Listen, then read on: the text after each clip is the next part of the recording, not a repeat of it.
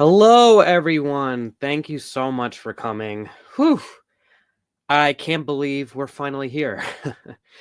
I truly never thought this day would come. I mean, I was committed to it always happening, but the end of Inanimate Insanity 2 is quite the sight to behold. I always used to tell Justin, hey, listen, buddy, we'll finish the show on Post-it notes. If we have to, we'll finish it on Post-its. But we didn't have to. Thankfully, we had a truly incredible team that was able to bring the story to life, and I will be eternally grateful to them. So from the bottom of my heart, whether you were at one of the screenings or you saw the episode on YouTube, or if you haven't seen it yet, in which case, what are you doing here? I don't want to spoil it for you. Whether you're a new fan, an old fan, been in the community for a little bit, a long while, thank you. Thank you. I got to write an animated movie. I still am in awe. So thank you. But yeah, I just wanted to set this up as we usually do to answer some questions. I feel like I'll be at least a little bit less on edge than usual because there aren't spoilers that beyond. Well, obviously there are spoilers for the episode, but like I can talk about the movie as a whole. It's not like I have to worry about, there was that big cliffhanger ending of what the rest of the movie is. No, you have the whole movie, you've seen it, and now we can just talk about it. So yeah, without further ado, I mean, there's already people coming on in. So okay, let's see. Pesky Lee. You notice the way Knife becomes a ghost is suspiciously similar to Lego Ninjago Season 5, Episode 4 with how Cole becomes a ghost. Was that intentional or just a coincidence? Given the fact that, and I'm sure you won't be pleased to hear this, given the fact that the only Lego Ninjago media I'm familiar with is the Lego Ninjago movie, yes, it is a coincidence.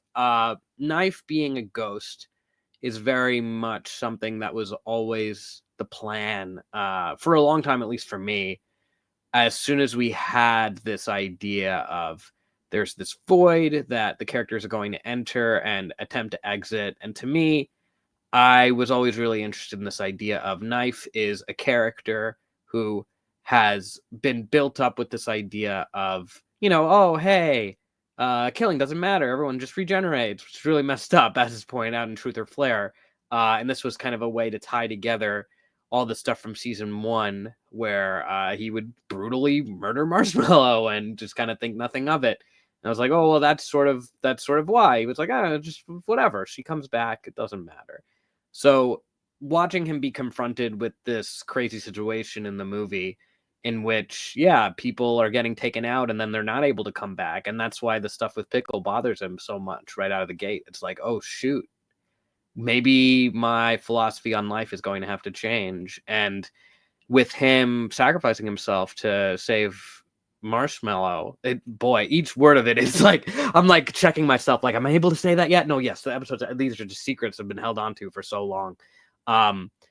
It just is him being able to learn the lesson about life that he needed to learn, the lesson about how much life matters, and he learns it by entering into the afterlife himself, ironically enough. And it just always felt very fitting to me. Of course, he's still around, just in ghost form. But yeah, this is just going to be the way that then he continues forward. And it just, to me, was always the end to the character in this story that was what felt right. And it's not a decision that's done lightly. Many discussions had about it for sure. But it was like, I would talk to Adam and Justin about it, and it was like, that it makes sense. It does make sense. And I think the most important thing was just, showing that it wasn't just this tragic thing. It was, no, he does this, and it shows how much he cares. And it's not like he's lost everything. He is still there, but it was indeed a sacrifice. Okay. Clover facts, sure. I mean, I will say we do see her in this episode when she says when it's when the newbies are asking about if they'll be included in the race, and Suitcase is like, oh, of course, and Clover says, called it.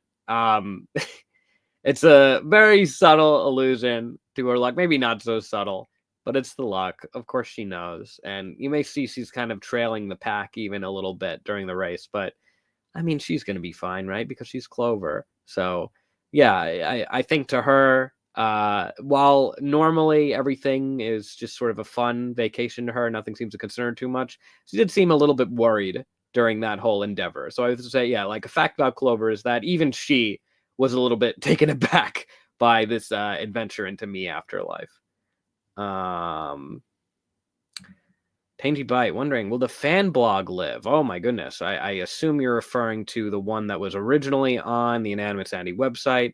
Fan also does have a blog on Tumblr. Yeah, I mean, you know, I'll talk to Fan about seeing if he can write some more entries. You know, the fan blog was a great way to keep the show and its characters more active very early on when it would just take so long for there to be episodes. But yeah, obviously we've just been very busy over these last number of years. So I think, yeah, a little bit of a hibernation period for a while, just in general, would be good for us. A thing called a break. It's a word that not many of us are familiar with on the I team. A break. We'll try our best to have it, but I'm sure we'll end up doing some other things that we haven't been able to do for a while. Hi, Michael. I'm so glad you loved the episode. Yay! All right. How long did you know about what you were doing with Box? Excellent question. Box, this was another thing where I really kind of was thinking we have to make sure this is good, right? Because whether you like the running gag with Box throughout the series or not, there is a purity to it and how long it's been upheld. So I was like, okay, if we're going to break that and mess with that, we need to really have something that's deserving of the change. And I think, as particularly once coming up with this storyline of, oh, hey, all the characters are going to literally be becoming inanimate, it just all felt like it's building to this perfectly in such a way. So yeah, I think for a few years, I want to say that we've been like sort of like whispering about this as an idea. In terms of the final form of how Box was going to actually be brought to life, I think at first the character started out as a little bit more of like a spiritual guide guru with a deep voice type deal. Would probably have been more talking to Knife, actually, ironically enough. Or it could have been a combination of Knife and Suitcase. It was very early stages, but at that point, yeah, the character, it felt like it was more parodic of like, oh my goodness, not only is Box an actual living character, but is this character that is like so like over the top and wise and like brilliant, and then, you know, also would like do some sort of sacrifice in order to help everyone get out of Me Afterlife. So then everyone gets out, and then Box, the cardboard box, is still what's out there in the world, and everyone goes, oh, you know, in honor of Box, we're just going to keep talking to him like he's actually here, and just it would just be a reversion back to how Box was before.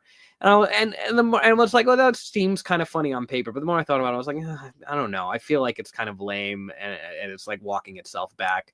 Let's just fully commit to who Box is as a character, and her as her own person.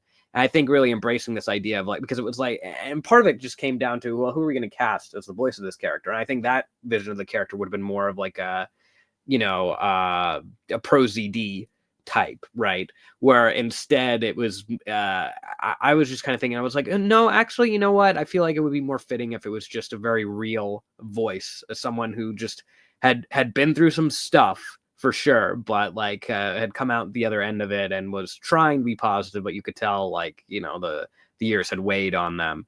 And I don't know, I love Asia Ray's videos. I think she makes really excellent stuff. Shout out to her channel if you haven't seen it before. Just a lot of really good vlogs. I guess I was just watching one of her videos one day, and then I was just hearing her voice, and I was like, oh wait, this is Box. you know, which I feel like is sometimes the phenomenon that animation directors talk about, of like they'll turn on the TV and just hear someone talking, or like hear an audition like for Toy Story 4, when they were listening through audition tapes for Duke Kaboom. It wasn't even audition tapes, it was just like a series of like out of context voice lines. Then they heard something and they were like, oh, this is it, and it was Keanu Reeves, and they didn't even realize, but they were just like, that's then the right sound. It was just that kind of thing. So I was like, yes, it should be Asia, and she did a phenomenal job. So yeah, I think that really came together in this past year, more specifically. But a lot of the roots that were laid down about Box have been around for a while, and even this thought of the connection between Suitcase and Box, because even further back, and this would be more like a decade ago, there was this idea that Suitcase and Box had this special relationship, in the sense that Box would be Suitcase's first hallucination. So when Suitcase has these moments of like in Try Your Best, when Box is drowning and she's like, Box, no, she would like actually be seeing like a box with a face and limbs that no one else was seeing. So that was definitely a thought for a while, of the two of them having some sort of connection. I think it was just the specifics that needed to be fleshed out. Dope Dub, any possibility for behind the scenes content? Yeah, I know we definitely got some behind the scenes in the recording with Angela Giratana, actually. So she played Guava. If anyone doesn't know her, of Star Kid and Smosh fame, she was wonderful to work with. Yes, we got a lot of great B-roll footage from that, so maybe that'll be posted. I know I just posted a tweet of she was so funny doing the voice recording.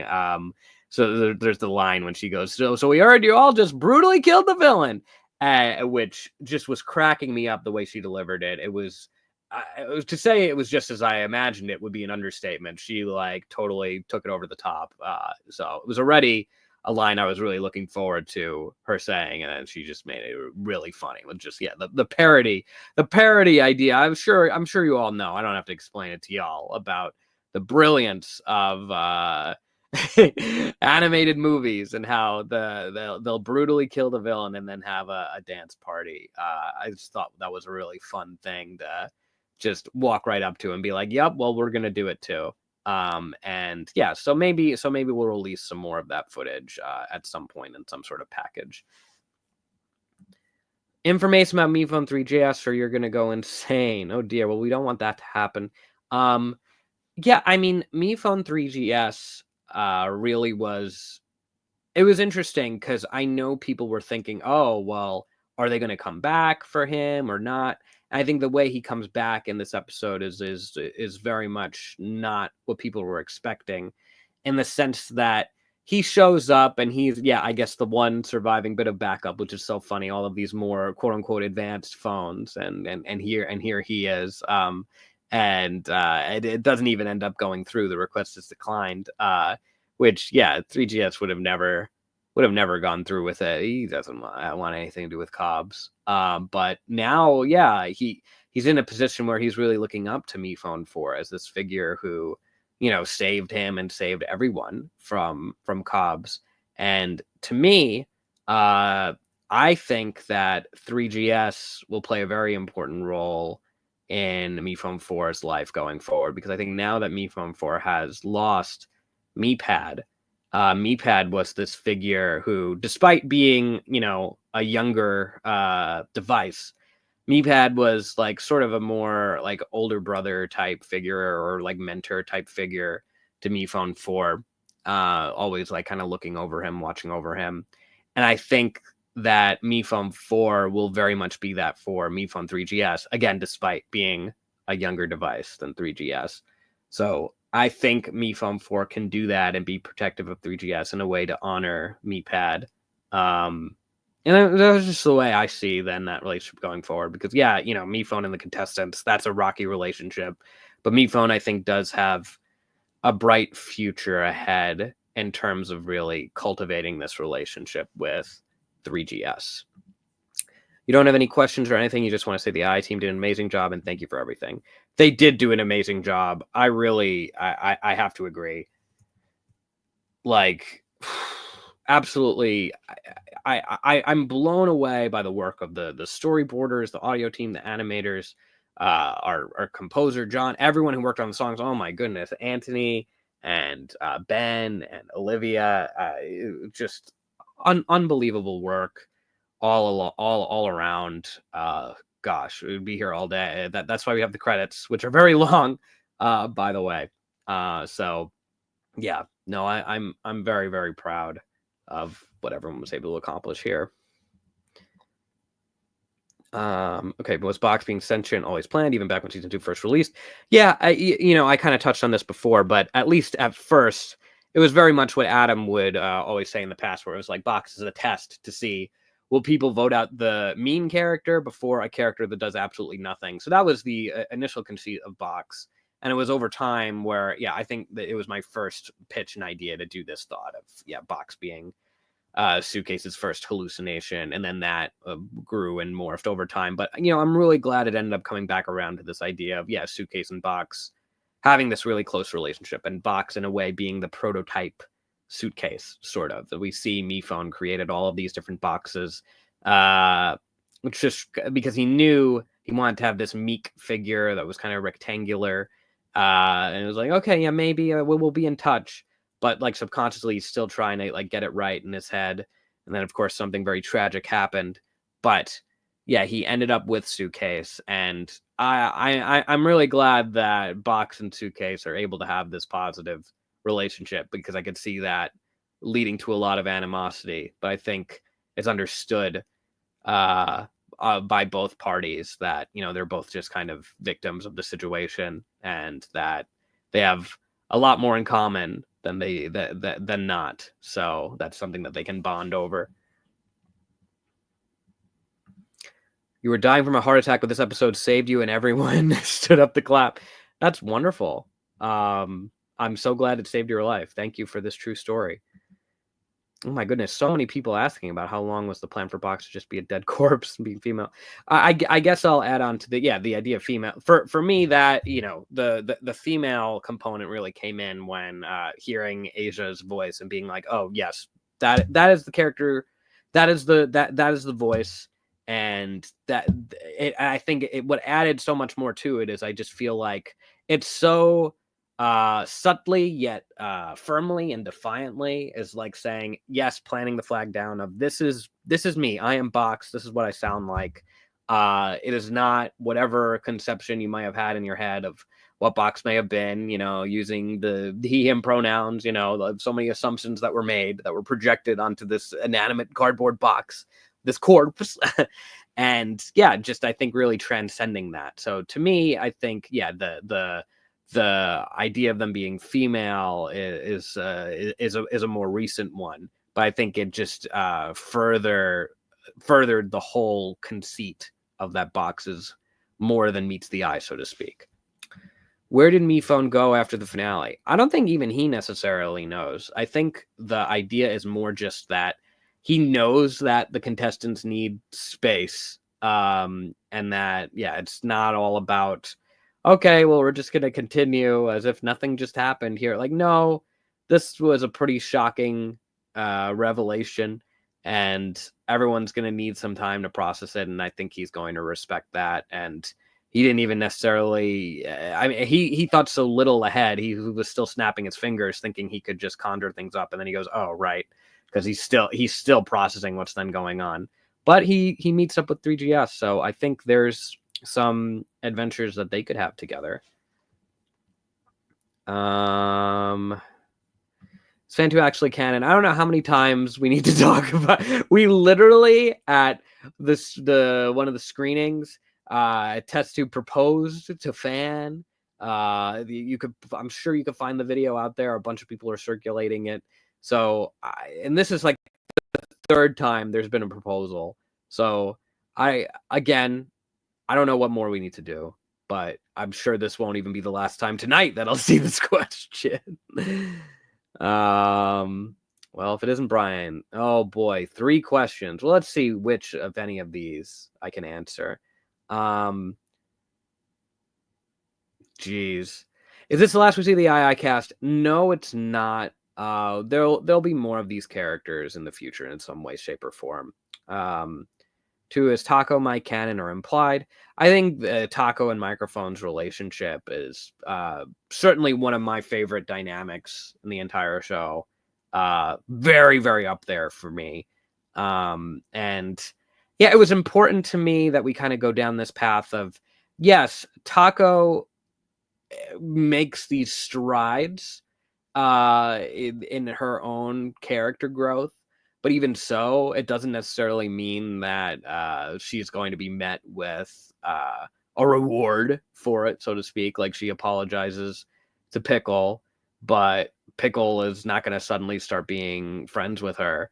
But so that's why it was important to me. So it was like, okay, you kind of see two sides of the coin, because yes, that's not really going to work out, but things with Microphone actually seem like maybe they will, or at least there's a chance that they will. And I mean, I think I think they have a great relationship, and I think it's, I don't know, to me it's deeper than just kind of, oh, they were these allies that then became friends. I'm sure I see people picking up on with Soap, being like, oh, okay, that's the one you told me about. She's cool. Which, by the way, I don't know if anyone even realized the stuff in the first act when Soap goes, "Good thing I could keep a secret for you," about the embarrassing picture. That was in reference to the fact that Microphone had told her about Taco. So I don't know if anyone ever made that connection, but that was why that line was said. So yeah. And then what was that gadget the Shimmers gave them? That is open to interpretation, my friend.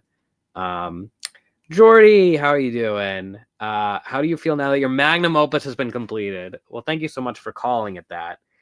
I do see it as our magnum opus, honestly. I really think we left it all on the field. There was no thought of, oh, well, hey, I mean, let's save some stuff for later down the line if we ever do more. Don't want to use all these ideas. No. We were like, put it all in there. After over 10 years, y'all deserve the best, most thrilling, complete conclusion that you can get. And if someone doesn't like it, they're completely entitled to that opinion. But I genuinely know, like, from deep within my soul, that was all that we could give. That was the best that we could do. And I stand by it. I am so proud of it. It's my favorite thing we've made. So I'm feeling great. Bills the Buns, really enjoyed this final episode. Had you crying at work? Oh my gosh. Well, great to see you. And yes, I mean, with the 4S icon, I know you must have been happy about seeing me again. I mean, everyone was, but you especially must have been. Let's see. From Phoebe, this is a great question. Was the point of Knife becoming a ghost linked with the fact that he's known as the protector and he can no longer protect? I mean, I didn't necessarily think of it that way, but that's a really great interpretation. I think, yeah, to me, it's mainly about this idea of, coming to terms with the idea of the afterlife, and that not everything and everyone can just come back.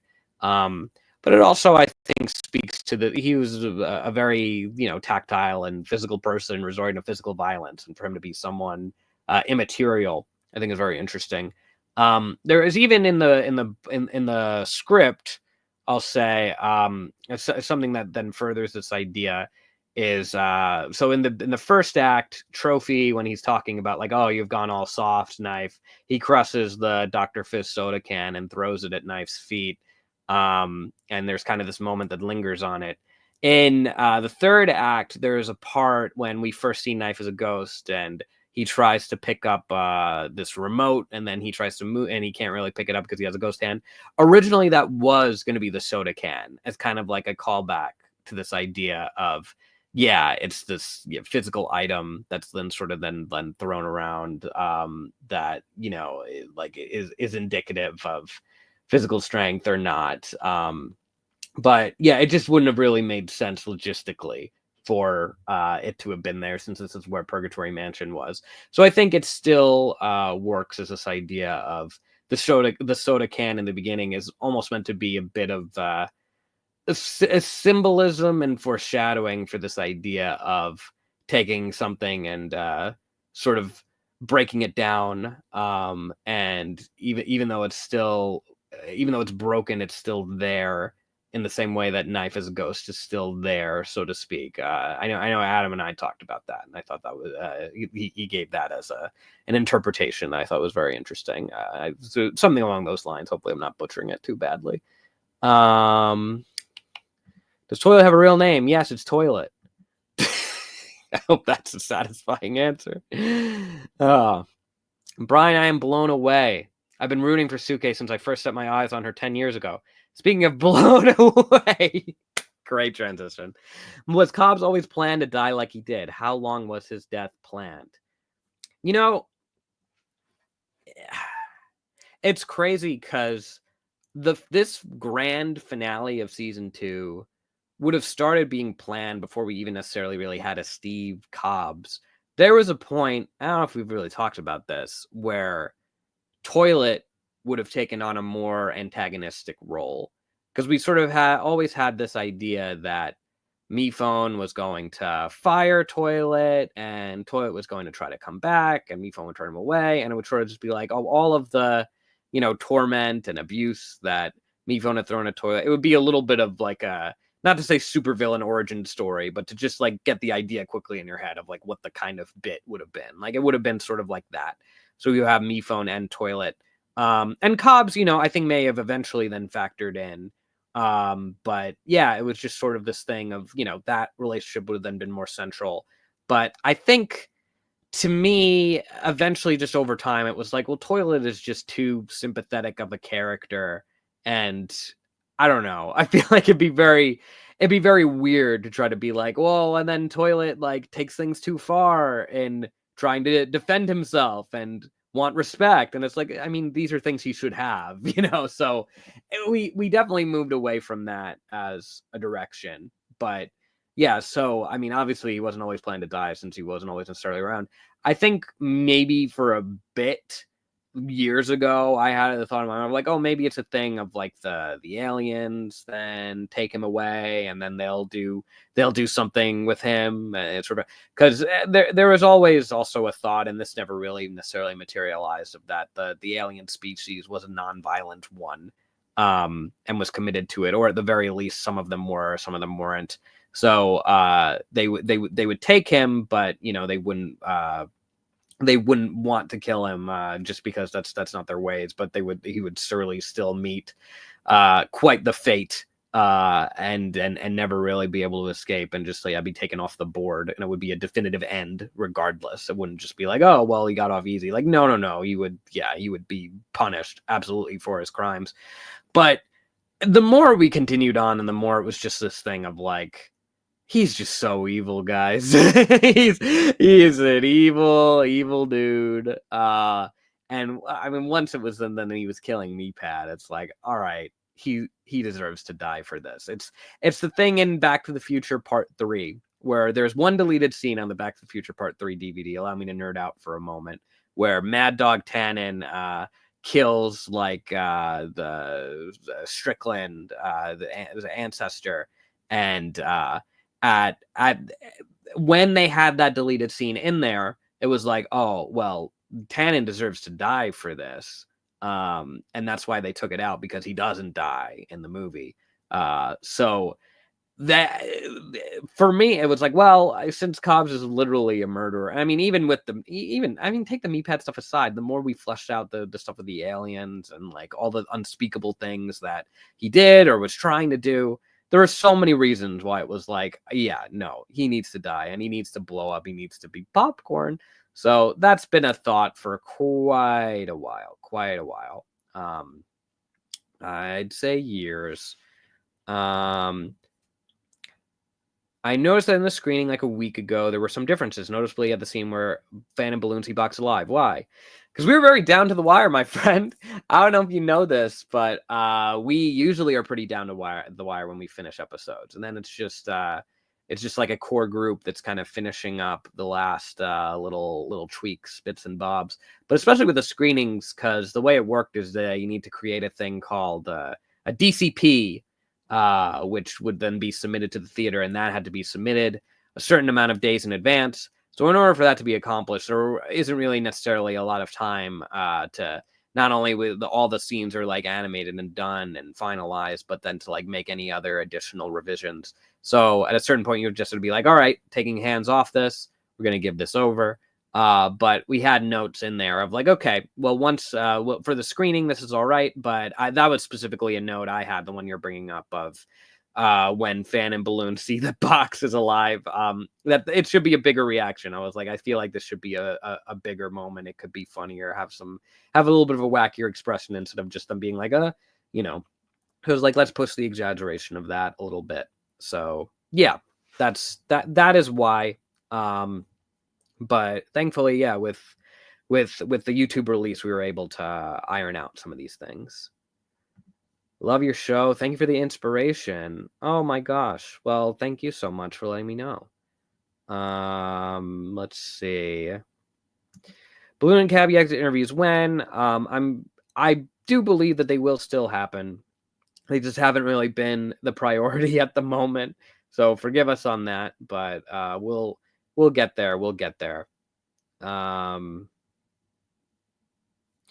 Where would you say most of the contestants live now? Rebuilt Hotel OJ Hoot or somewhere else? Any chance of them leaving the island to go out into the rest of the world?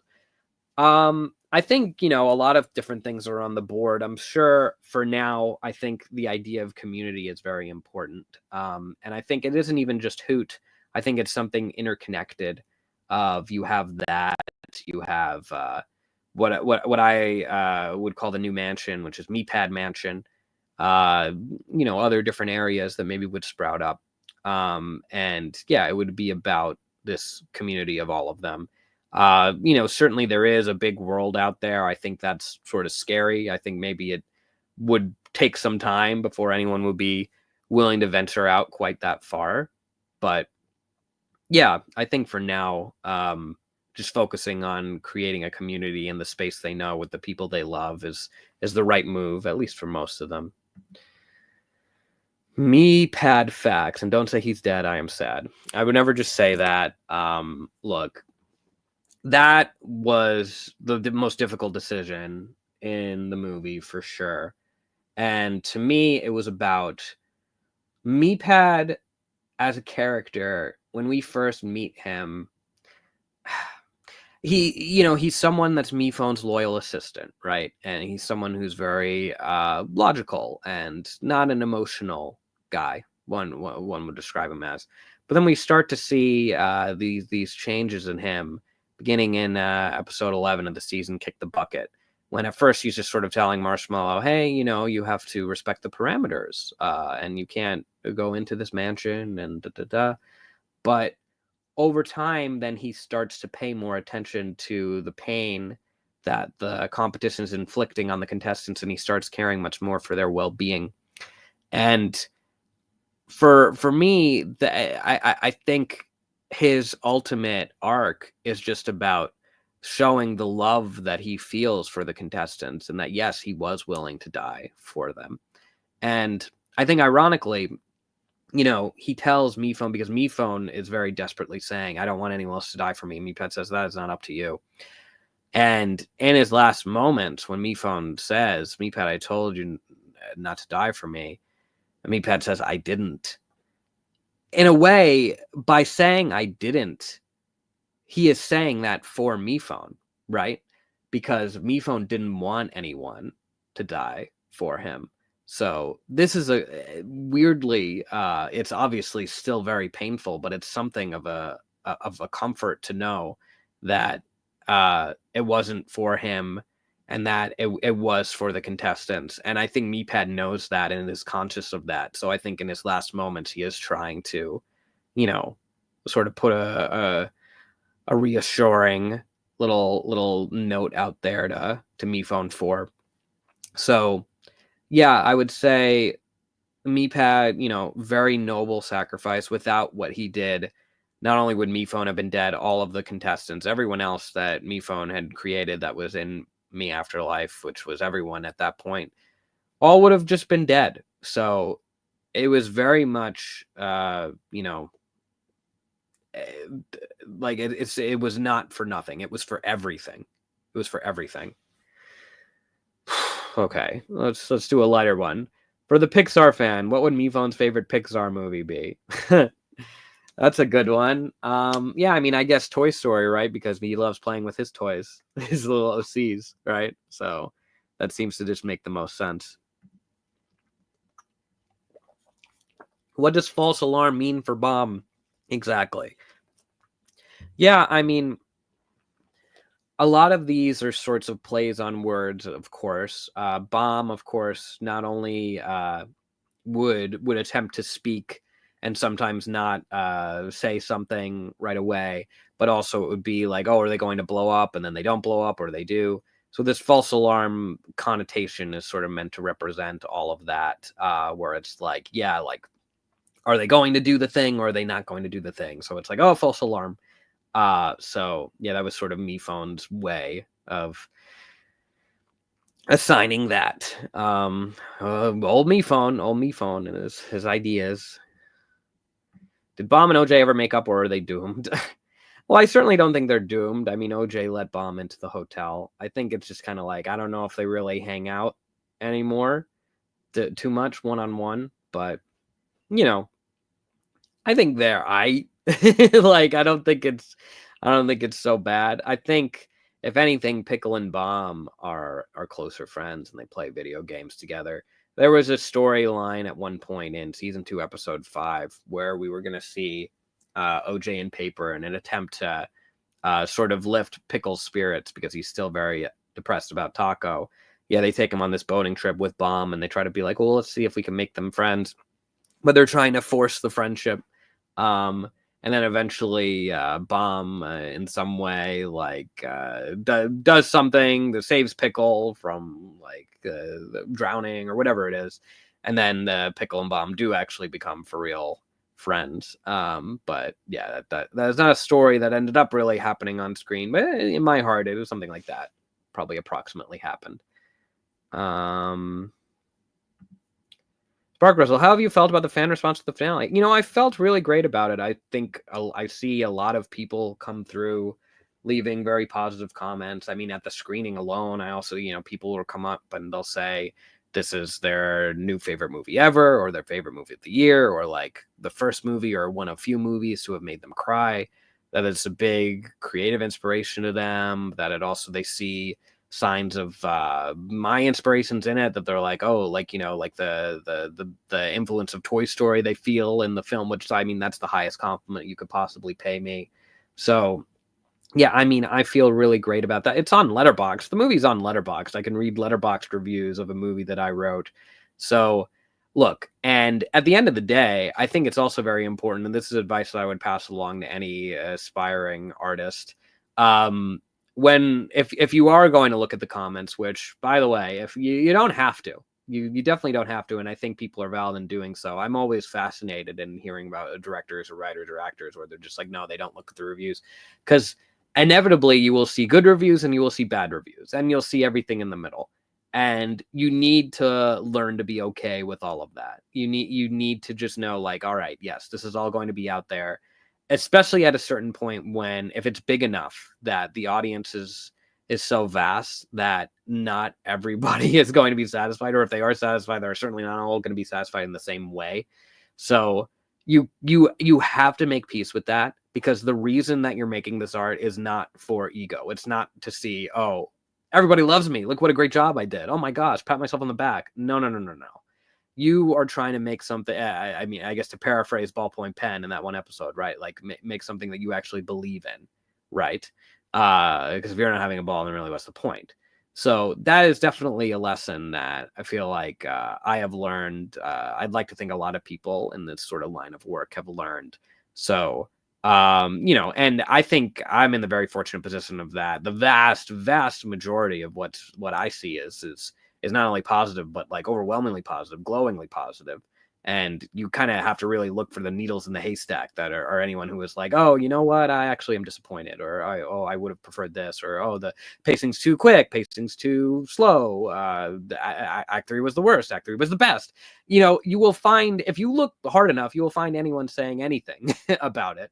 And you could really let that get into your own head and be like, oh, that's what it is. But ultimately, you have to just be okay and proud of what you did.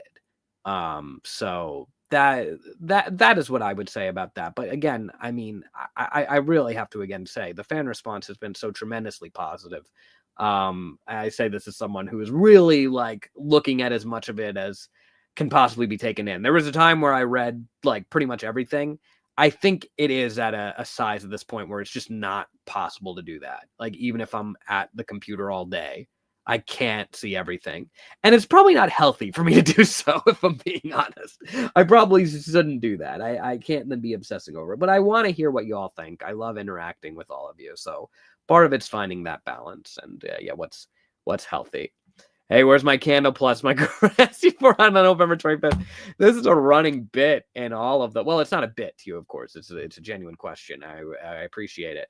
But throughout all the streams, Tori asked for the candle plush, and then yeah, their GF actually approached me at the screening in person. I couldn't hide. It was then right there. So yeah, I mean, look, I clearly will have to do it at this point because it's they found me. I don't know how, but they found me. Run for it, Marty. Hi, how did MePad and Toilets reunion go? What do you mean the reunion? You mean, I mean, they have a little reunion moment in Act 2 of the movie, which I think looking back, we'll see just how important it was that Toilet did get to say to MePad about like, oh, it was never a competition between the two of them about who was the best assistant, and that MePad taught him that. And you know, I think looking back, Toilet will be very glad at least that he was able to say that to his dear friend. So C button. Did Inanimate Insanity have an universe fans? Did it really air and have an actual audience beyond Cobs? I believe that it did. And that there were real votes being voted. But, you know, maybe that's something that could be further explored in the future. I don't know if it was necessarily quite the mega popular hit that it is in our world, where, you know, it's basically just one of the most popular shows ever out here in the real world. But maybe it doesn't have that level of success, but I do think it exists. Happy early birthday to you, Kitty Cat Avery. Hope it's a good one. Wow. All right. Hey, Brian, that was a very fantastic episode. I see what you did there. Bevy asked, was Walkie-talkie something MePhone made subconsciously? Yes, Walkie-talkie was an extension of MePhone's own desires to extend the show forever and forever. Pillow Ball, what happened to the failed debuters and others? For the most part, if it's a character that we met across the series, you know, with certain exceptions, they were likely made by MePhone. And yeah, for the 3 debuters that we see attempt to make their way out through the red line game and then are hit by the red line, yeah, they have ceased to be, as Box says, never seen anyone come back from that. So they're gone. As far as Box knew, that's what I mean. That's what would happen to anybody that pretty much attempted the game, because she did see Bo and Doe make their escape attempt, but saw as they were making it to the finish line, they were hit by the line at the red line at the same time. So there is this kind of idea that Box doesn't understand, that, oh, actually when they disappeared, it was just that then they became a ghost on the other side. So yeah, so the 3 things that could happen are either the line hits you completely, you didn't finish the race, and you are permanently erased and deleted. Or you make it to the end, but the line kind of gets your legs, and then you get ghost tail. Or you fully finish the race, and you are able to come back as you once were. So those are the 3 ways in which it happened. Yeah, just for anyone that wanted it spelled out. But we see, yeah, examples of each of these happen across different sets of characters. Aquanash, could you expand on Taco and Knife's dynamic? Certainly. I mean, Taco to me was kind of patient zero in the Knife arc I've been describing when it comes to Knife learning that perhaps you can't come back from everything, because there is this moment in episode 16, not 16, sorry, episode 15, Truth or Flare, when Taco is broken apart and Knife says she'll be back, kind of nonchalantly, because it's like, oh, whatever, she'll be back, it's fine. But then there's this really key moment where MePad is telling MePhone, revive her now, and MePhone's like, oh, I don't know, she wants to end the show, let's just make sure we can do this safely. And for the first time, you start to see fear in Knife's eyes of like, you are bringing her back, right, MePhone?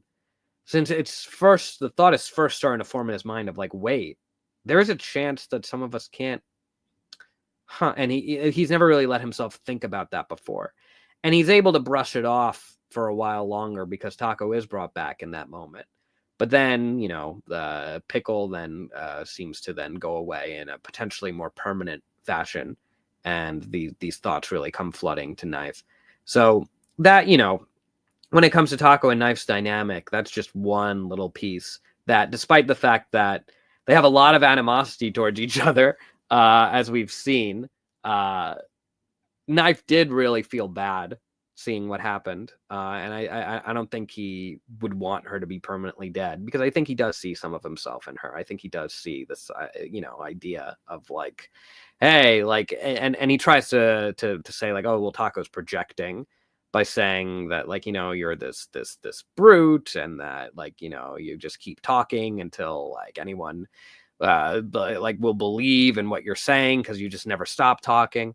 So yeah, but he does care for her well-being to a certain extent, even if they're not exactly on great terms. I'd like to think Taco would as well, although there isn't necessarily much evidence to point to that. Oh my gosh, Lemon Boxy, my bank account comically only has $7 in it. Why are you giving me? Oh. Well, thank you for saying you love the finale stuff, and I wrote it so well. I really appreciate you. Thank you. Thank you for stopping by.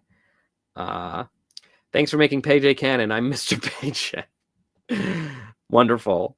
I'm happy that you're here. It's so funny when people talk about, oh my gosh, they made the ship canon, and it's like, well, yeah, I mean, to me, it's just OJ and Paper have clearly always been very important to each other's lives. I mean, like, look, I get it. It's just, it's funny how it's like, oh, well, once they like held hands and there was a blush, so it's like, well, now it's a relationship. Now it's then that it's there. But like, yeah, I mean, I guess that then sort of is how it works. It's just, for me, I don't know. I feel like there's a beauty in just seeing like that there are relationships that are so clearly where it's like, oh, these characters are so significant to each other, and like we get it, like we know we don't need to see like any higher level of externalization than that in order to cement it. But it felt fitting for the arc here of like, well, OJ and Paper, OJ has not been recognizing Paper's contributions nearly enough. OJ has been too self-absorbed. It just kind of fell into this and didn't even realize it. So for them to make such a stride in their relationship was something that I thought should be celebrated and underlined. And also just Soul, has always been kind of going after OJ, and that's been the most explicit bit of, I don't want to call it romance in II, but like that was like the first bit of that in the show. So it felt very right to be like, okay, yeah, no. OJ and Paper are together. Let's make that very clear. Sorry, Salt. It's just the way it is. But Pepper's supportive. Yay, good for you guys. Inanimate Insanity is inspiring me to make my own show. So do you have any tips for beginners on shows? I'll definitely need some, LOL. Well, that's very exciting. That you're working on your own show. Honestly, the biggest tip is to just get started. It will not be perfect, but you need to get something out there, and you will learn and get better. If the best you're going to do is the first episode that you're able to make, then that would be very shocking. No, you're going to learn to hone your craft over time. So don't feel like you have to be like, oh, well, I can't put this out because it's not necessarily, but like, no, make sure it's your best. Make sure it's the best you could do right now, but it's not the best you can do ever. And the sooner you come to terms with that, the better you will do. And also just keep in mind that you don't have to do everything by yourself. It's a great way to, make connections and find friends, to, you know, find people who are able to do things that you can't do, or that can just, or it's just they're very naturally talented in doing that, you know. And you could certainly learn these new skills yourself as well. There are many valid paths, but yeah, I just look, I'm not an animator. I'm not. So you know, I lean into, but I will say I feel like I'm good at the writing thing. I feel like I'm like decent at it. So I'm like, okay, I'll focus on that stuff. We'll get someone who's good at doing background art to do the background art. We'll get someone who's good at, you know, all these other different things. But yeah. So, but if you let people who are really good at doing the things they do be in the areas where, you know, they'll shine the brightest, then I think, yeah, that'll definitely really help you.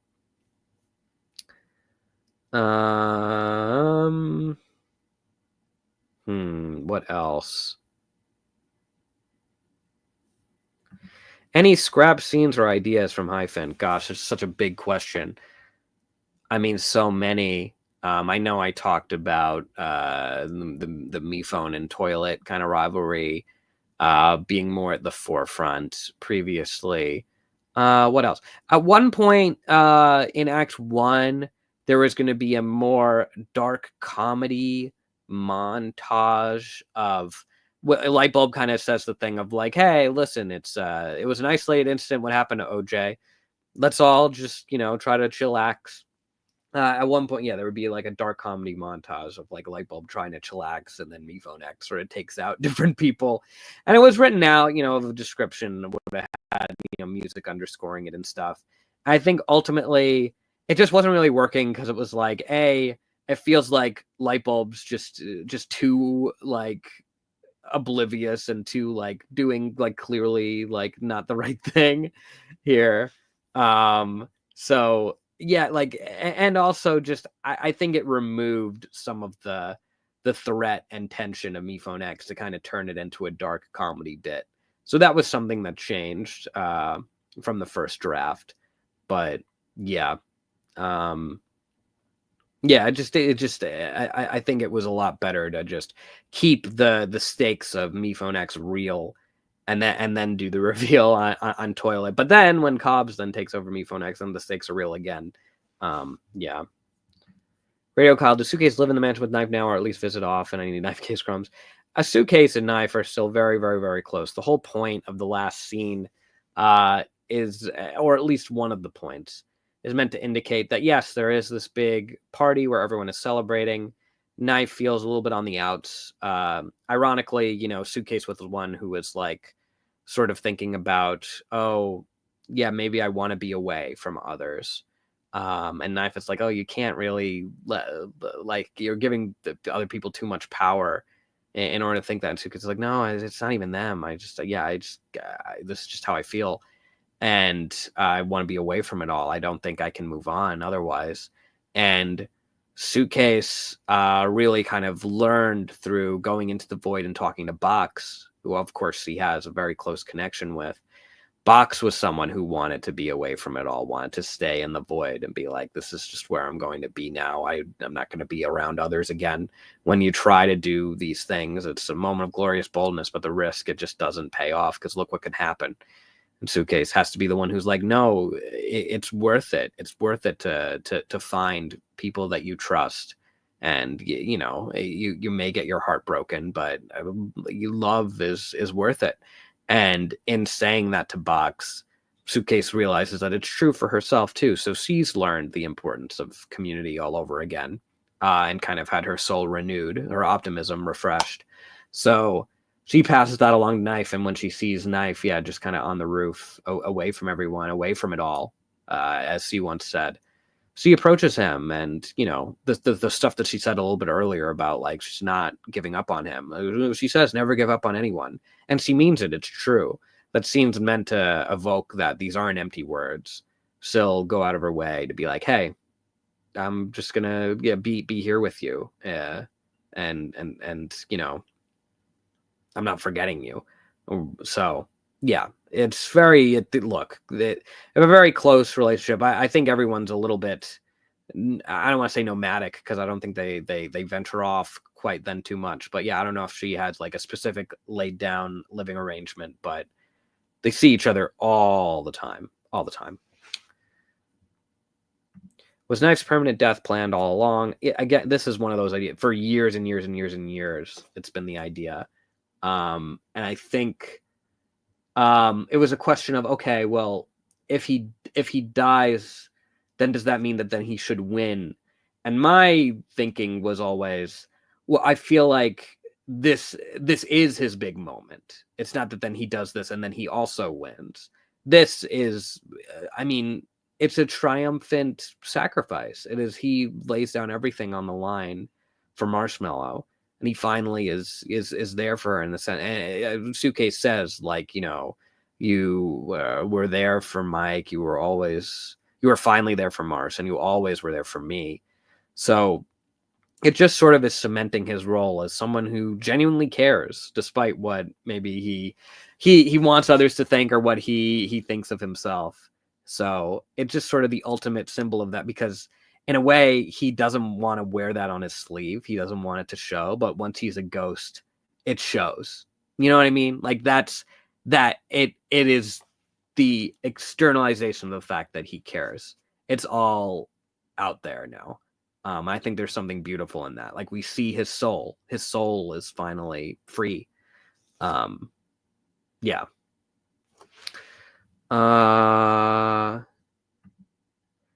Bills of Buns. You mentioned on your Twitter the Shimmers didn't react to MePhone because he was no longer seen as a threat. But what about 3GS? Did they just not notice him or didn't mind his presence anymore? Yeah, so this is referring to when the Shimmers approach Cobs and MePhone. It was a question of, oh, well, they have this reaction in hatching the plan. They're like, oh, you bear the symbol of the oppressor.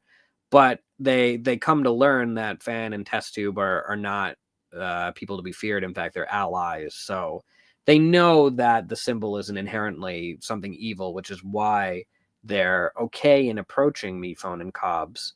Especially since it's under the impression that this is Fan's host, and that this is part of the show, and that, you know, this is where the signal of their other lost one came from, and they're desperate to find it. But even then, they're still a bit suspicious, and they're like, "Who are you exactly?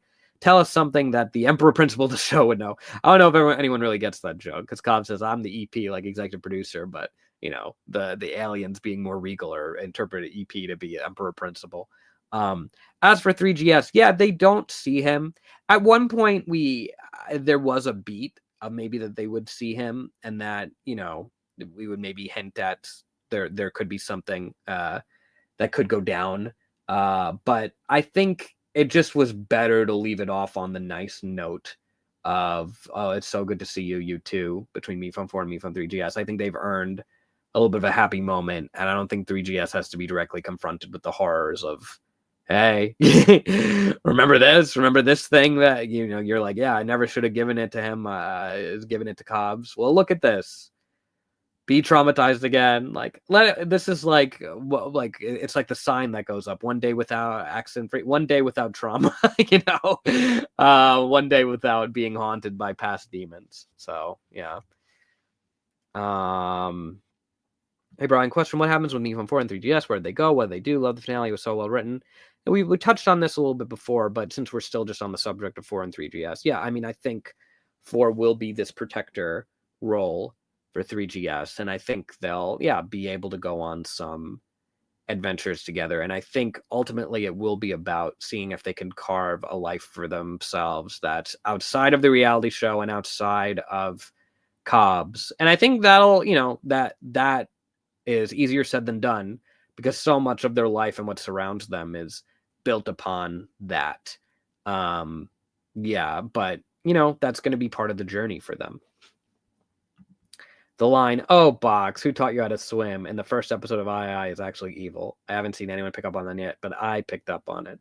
Yes, I've seen a couple of tweets about it.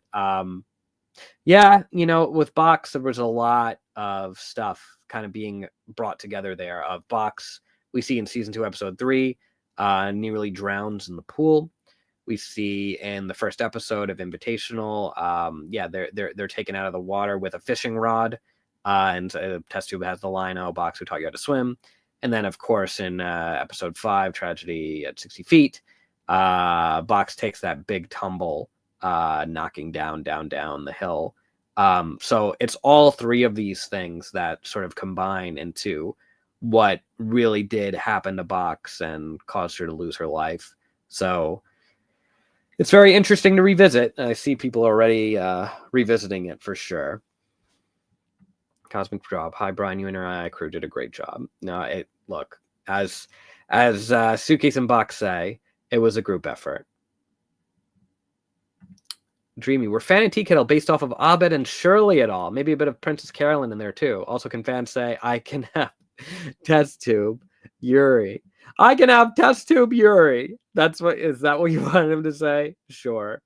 I guess that makes sense. Yuri for a single character. Sure.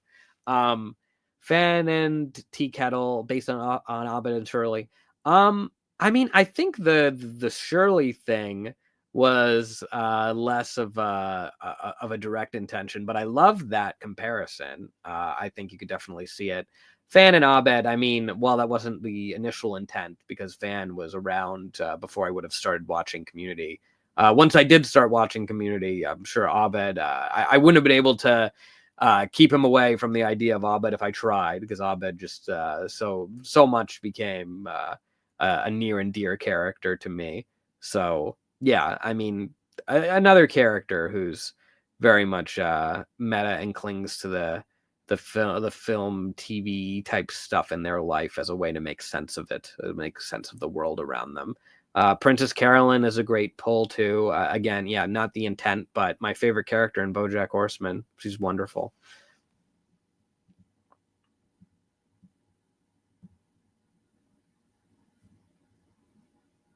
Were the BFDI characters who make cameos canonically fakes made by MePhone, or were they the actual BFDI characters? That is a great question. I want to say this is open to interpretation. I feel like what probably makes the most sense is if they are fakes, instead of like the actual BFDI characters visiting. But I think we can leave that door open because I think anything that ties in BFDI is a little bit more loose canon, so to speak. So, you know, yeah, it may just be, yeah, he copied what he saw on TV, just like the first episode of Foster's, when Mulder's like, some kids are not imaginative at all and just copy what they see on TV, and you see Mojo Jojo from Powerpuff Girls is just there. So maybe it's that. That is what he did with Springy. He saw there were Springtastic commercials, and then he made, you know, a Springy based on the commercial. So that is true. Let's see. Hi, Brian. Love the episode. Can I get some fan facts and a hi from him? Well, hi, Redacted. I love your icon with me with the glasses. Oh my goodness, I took those off of Cobs as a corpse. I did. Okay. Some fan facts. Yeah, I mean, you know, I think, yeah, when it came to then taking those glasses, I think it's very funny to trace the arc there. Because obviously Fan used to look up to Cobbs and be like, wow, what an innovator. Oh my goodness, this is amazing. My egg could like grow up in a world like this. And now it's at the point where it's like, let me loot the body. Right? So he's come a long way, and I'm proud of him in that sense. And yeah, I do think he has some more deep thinking to do when it comes to the fact that, yeah, he was created by MePhone, and he was made to be a fan, and in a sense he is a fake fan. There's so much going on in the episode, so much dramatic. It's played almost a little bit for laughs, just because it kind of has to be. There's so much when you have such a big ensemble cast, you kind of have to do that. Otherwise it's just gonna like collapse under itself. Maybe it already does. You tell me if you think it does. But yeah, I think he'll have some more processing to do with that. But he definitely swooped in and was like, all right, well, it's time to lock in and figure out how to get out of here, and also to get the other lost one back to the Shimmers. So yeah, if FFF were to have a 5th episode, who would be the guest? Cherries was on deck to be the next guest. There was stuff written, some stuff recorded, but yeah, it just never really saw the light of day, unfortunately. There technically is a 5th episode. If you go to, I guess a lot of people probably don't know this, but if you go into the Inanimate Insanity Direct from 2021, baked within that are brief segments, both for inanimate answers as well as fans' fantastic features, and fan talks to paper a little bit in that. So check that out if you haven't seen it. Just a quick little segment. Hi,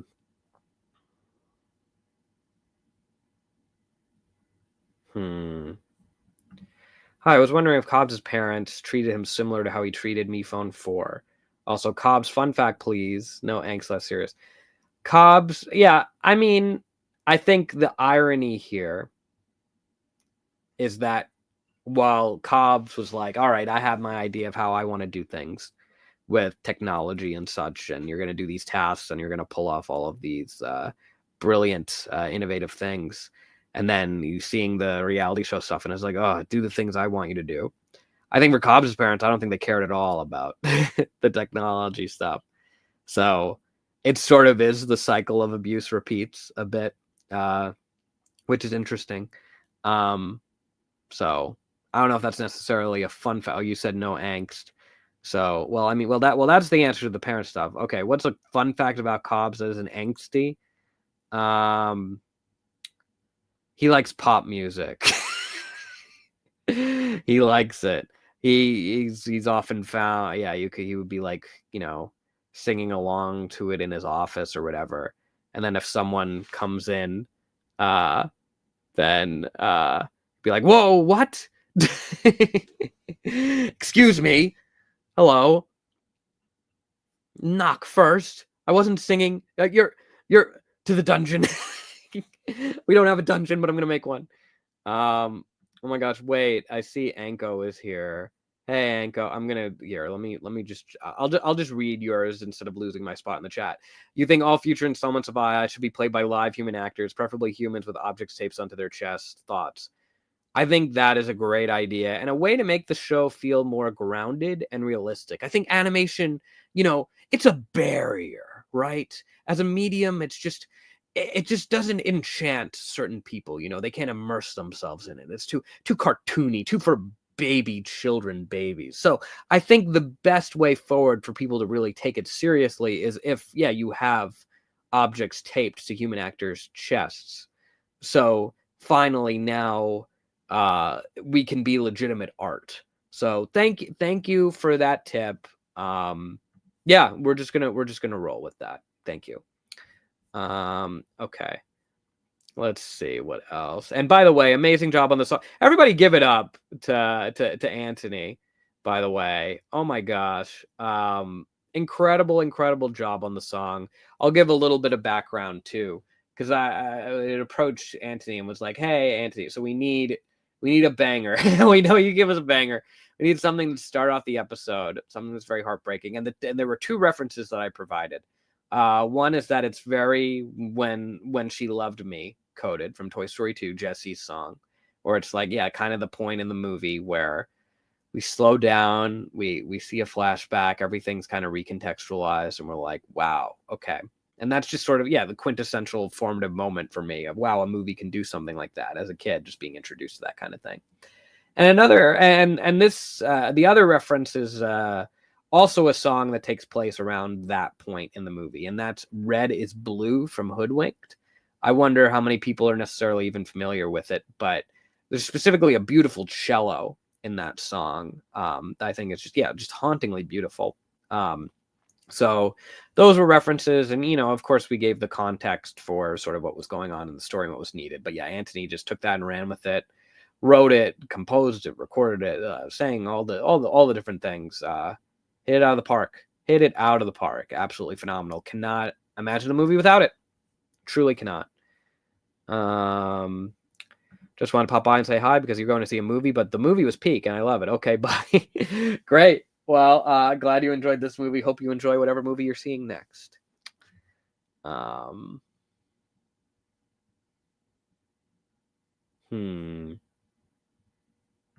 you get a high? Hi, Robin. Great to see you in here. I see you want some cheesy facts. Well, I'll tell you this. Cheesy has been working on his act, trying to incorporate some of that slam poetry.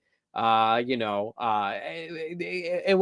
was done with this idea of remembering the fallen, as he said initially, but now it's sort of this impressionistic, abstract. I don't know what he's calling it. He's using all these artistic words. He doesn't understand what they mean.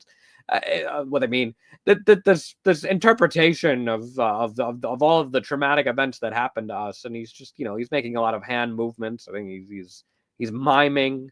It's a lot of miming. He certainly he's doing some interesting things. It's experimental, I think, is the most charitable word that I could give for Cheesy's current crisis. Okay, let's see. Dreamy. So we have 3 scenes in the movie. We still need a gas leak here. It's not over. I'm coping, guys. Oh my goodness, another community fan in the chat. We love to see it.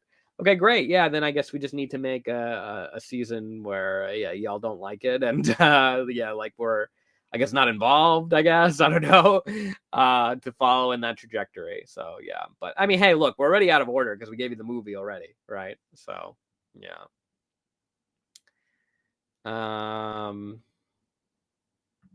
Bill's Buns. Would 4S and Void residents be able to call MePhone randomly? Also need an update my 4S profile picture with a new edit soon.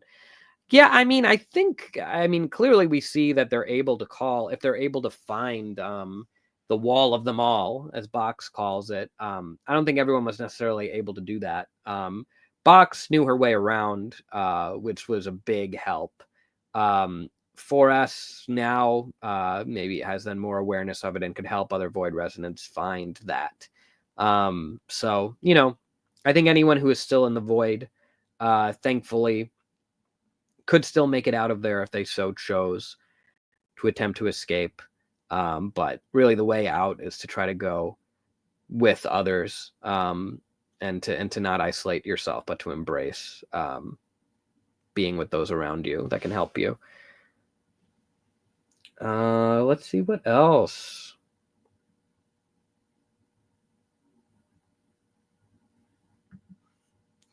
AC, let's say the ending wasn't so happy. What would be the sad/bad ending? Also, can you please say hi to my friend Minty? Hi, Minty. Yeah, I mean, the sad/bad ending would be if we ended it at Act 2, right? Is that sad and bad enough for you? Yeah. I mean, that's the answer. Eesh. What happened with the contestants? They build homes, a new hotel. What happened? This was an amazing show and finale. Thank you.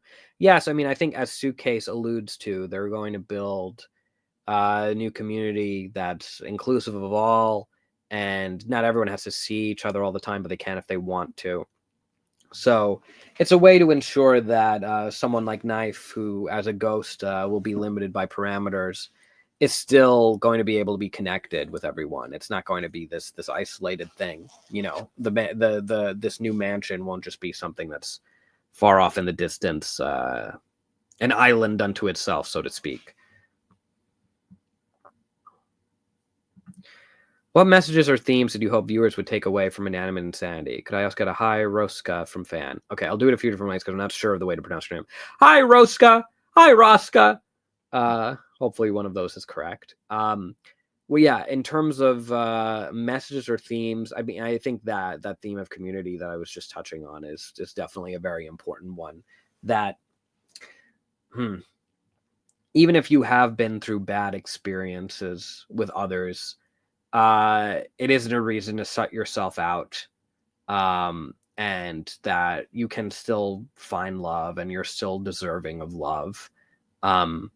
And also just it's comfort for the hard parts of life. I think I'd like to think a lot of people are fortunate enough to have good childhoods. That isn't necessarily the case. Certainly it wasn't the case for MePhone quite, right?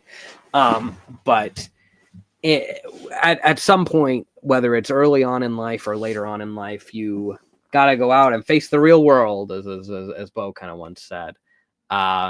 So in doing that, you're going to be encountered with things where it's like, oh, I wish, I didn't get close to this person because then something really unfortunate happened. And now I think back on those memories and it makes me feel bad and I don't want to see them again. So that's something. Or also just, yeah, this idea of then, are you going to, like, maybe like you're waiting on an apology, or you feel like you have to apologize to someone. There are all these hard things that then you come across in life, and hopefully through an accessible, bright and colorful animated show, we're able to shed a little bit of a light on, like, hey, it's going to be okay.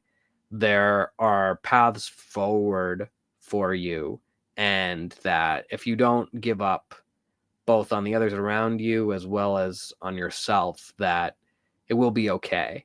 I mean, I think that's the core idea, that, yeah, no matter, even though things are going to change, and these changes may be very difficult, not just difficult, like extremely weighing on you, you will be okay. All right. My goodness, this person, I don't know if I answered it specifically from you or not, but just in case, because you've donated a number of times about if Bomb and OJ ever made up. Yeah, I think they're on okay terms at this point. But they're not going to be bestest chums again. But I think that's all right. I don't think either of them are really looking for it at this point. I think for some, like Pickle and Taco was really desperate to try to get that apology from Pickle. I don't think Bomb or OJ are really at this point looking for that. I think they've just sort of more naturally grown apart from each other, which is another thing that happened, and another one of those lessons to learn that I want to impart to the fans watching all over the world. Yes. Dreamy, do you think in his final moments Nickel was thinking about every mistake he's ever made, and that he's going to die a terrible person all alone? Geez, okay. I mean, it happened pretty quickly. I don't know if he had the time for all of that to come racing through his mind, his entire life flashing before his eyes. I think it was more just fear, but yeah, I mean, I think if he was warranted a little bit more time before that grisly death, he might have thought about those things. He thinks a lot about all of the mistakes that he's made and how he's done some terrible things. So there is that. There is definitely that. Mines. Hi, Brian. I went to the Florida screening, and it was so fun to hear everyone screaming like crazy. Also, will we ever get to see a prologue to I-18? Well, first of all, thank you so much for coming to that screening. It's really great that Miss Bonnie Art was able to really lead the charge there. I heard it went really well. As for a prologue to 18, that's interesting, because I mean 18 sort of picks up right where 17 left off. So I'm not sure what we would really be filled in there, unless you are considering, like, oh, if there's a different way things could have gone, of like Cobs and MePhone, of like, like Cobs taking MePhone home, so to speak. If I'm understanding the question correctly. So yeah, I wouldn't expect there to be any prologue, but it's a very interesting question. Flyless Kyle, you think you'll ever read my letterbox review I wrote? 7 paragraphs.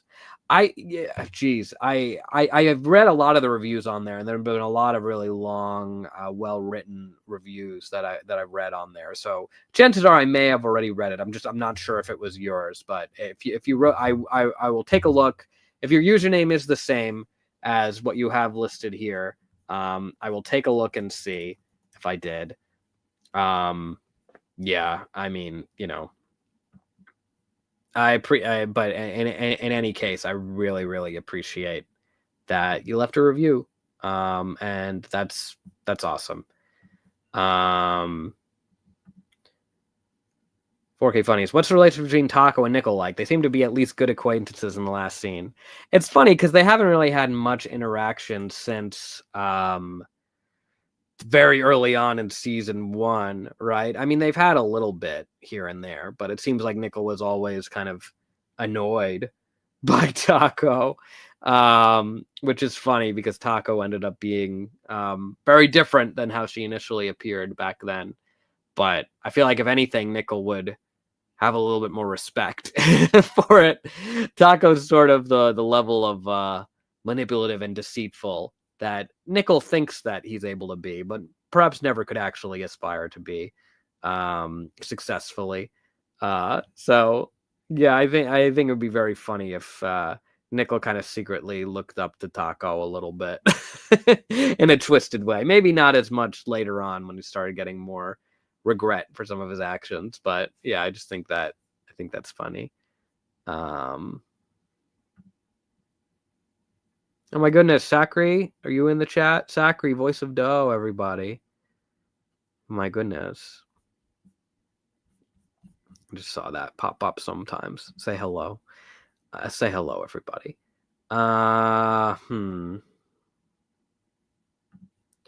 Legendling, hi Brian. Do you think MePhone would try to connect more with 4S with knowledge of the Me afterlife? The concept of it has me so hooked. I think that's a great question. Yeah, it's certainly possible. I mean, we already saw even before that there was kind of this moment of connection between the two of them in the end of the Invitational finale.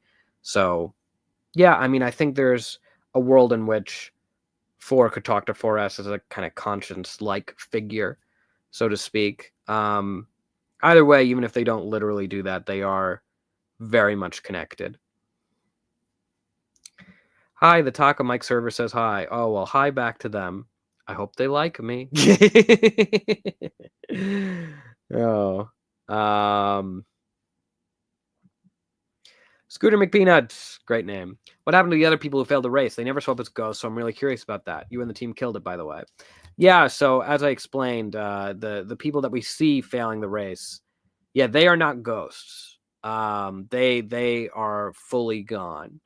You know, it's either you get through or you just barely kind of get through, but almost not in the same way that Knife does, which is how Bo and Doe escaped but not fully escaped, where like they make it to the end, but the red line hits their legs on the way out. So unfortunately for those 3 contenders, they were nowhere near finishing, so they are gone.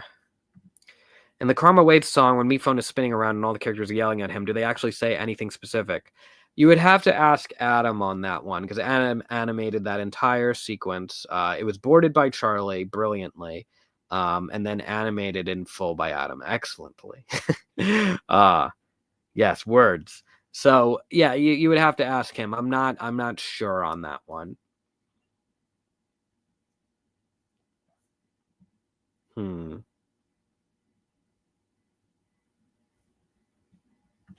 Big Tiger, if Bot was kept off screen to avoid spoiling season 3, why was Nickel and Balloon's reconciliation mentioned in Act 1?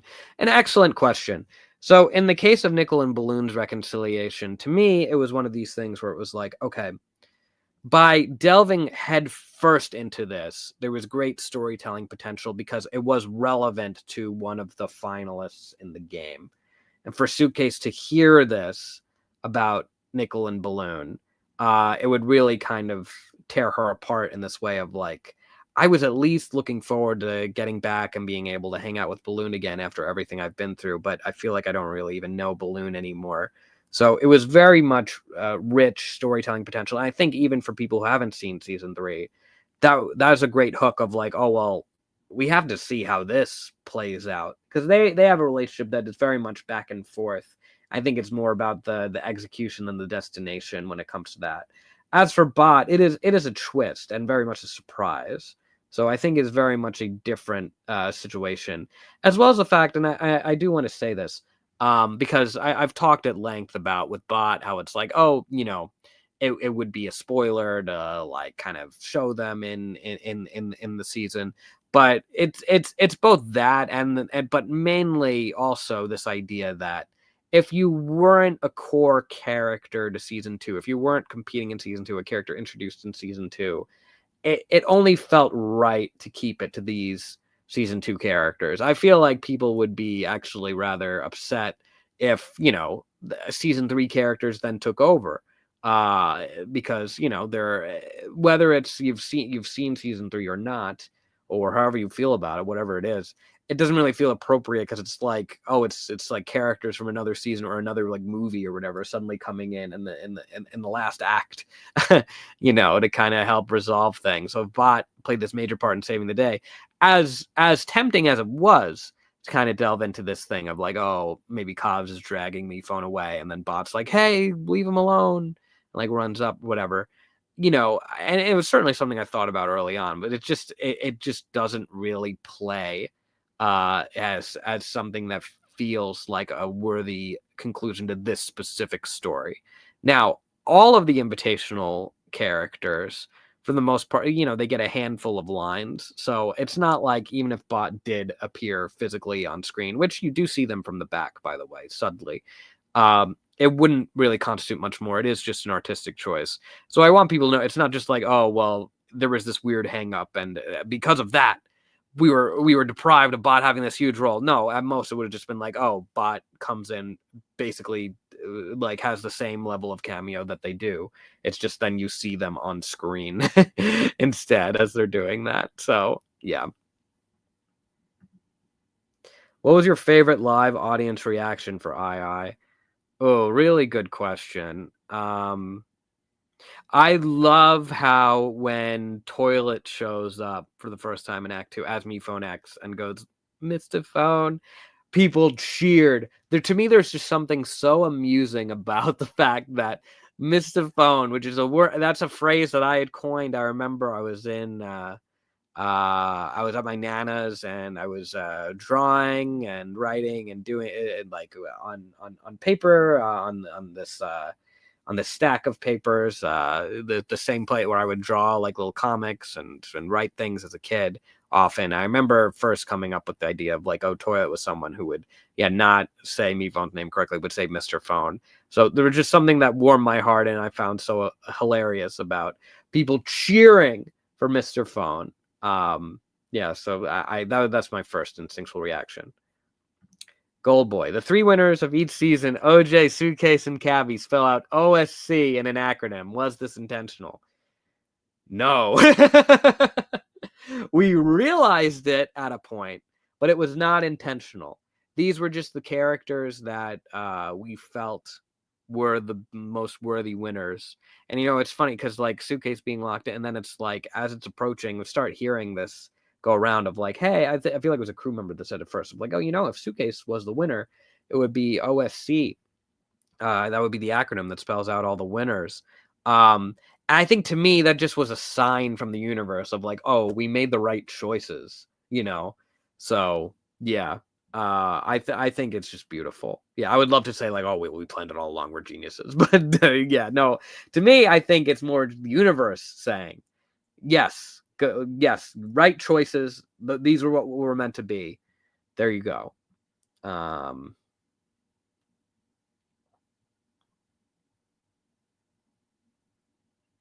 Let's see. 2 questions. What relationships do you see developing between II2 and II Cast, and is the silver candle real? Okay, so first question. I think, as we see, Suitcase kind of finally makes an effort to approach the invitational cast at the end after being a little bit scared of them at first because they were indicative of just all of this stuff that they didn't understand, and people you want to get away from because it just all feels like too much. But no, then she embraced it, and then they go, and Cabby goes, we know who you are, here, I'll introduce you, and it's very warm. So I think there could be a lot more crossover. I know people were even talked about how they enjoyed Bomb and Cheesy kind of coming together as a duo, and those are 2 characters that originate in different seasons, and now they seem to be good buds. So yeah, that's certainly something that can further develop. Is the silver candle real? Will Candle notice? That's the question. Will Candle notice and get it? That is the question. Could MePad ever get revived, like how MePhone 4 has transferred bodies with MePhone 4? It's certainly something that Test Tube will attempt to do. Test Tube is certainly a very adept inventor. So there will be an attempt, but I would think it would be futile in the sense that at a certain point, we saw what happened with an attempt to resurrect Bo. Yes, where it's like, well, this isn't really Bo. So it's not really the best path to go down there. because it's like this is just a character that would be different. So I think test tube is cognizant of that as a lesson. And yeah, I mean, an attempt would be made, but I think what's important, just to also take a step back and speak narratively here, the sacrifice is very meaningful, yes. And I think it would be very disingenuous to just come out here and say, oh, well, you know what? It's actually going to be undone. Like if you're going to do it, then you got to do it all the way. So that's what I would say, at least at this time. I'm sorry. I'm sorry. I see so many no's in the comments. I see so many no's. Okay, let's see. Already talked about Silver Candle, but I'll touch on these other things. Will we see a bot and Bo interaction in the future? Yeah, I mean, I think it would be a huge missed opportunity to not see that in some way, shape, or form. Again, this was just not really the time to do it. There are a lot of allusions to bot over the course of the film.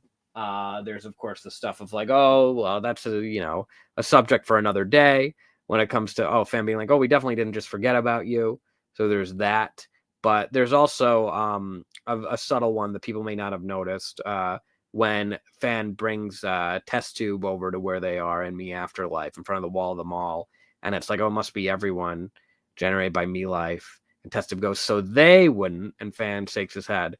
That's referencing bot. So yeah, there's a lot that comes down to bot. But yeah, when it comes to that specific story, I think that's something to tell in some other way, shape, or form at some point. And then, hey, Jax, there you go.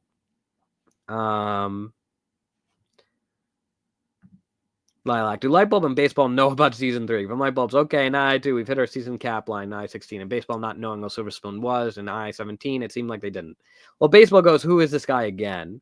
Which seems to imply they at least at some point had some sort of interaction, or he was made aware of him on some level. But yeah, I think they have a certain level of awareness of it, but I don't think the revelation of it was as much of a revelation as it was for the finalists. I think it's more just something, it came up organically, and it didn't really like change their perception of reality or anything. It was just sort of something that came up, and they were like, oh, okay, well, we can deal with this.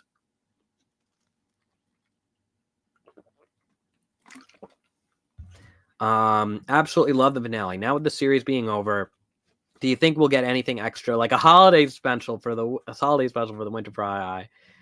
Another holiday special would be very fun. I would love to do that. As long as MePhone doesn't cancel Christmas again, like he did in Invitational, would be very, very fun.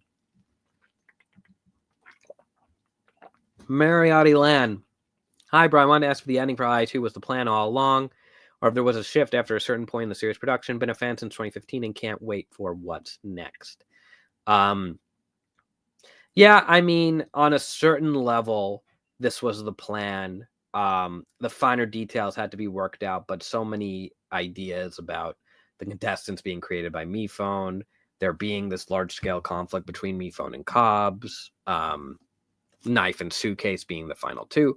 So many things had been in the works for a very long time. Or yeah, the void, the idea of the void had always been the game, the Bright Red Striped Line, how Bo got her tail.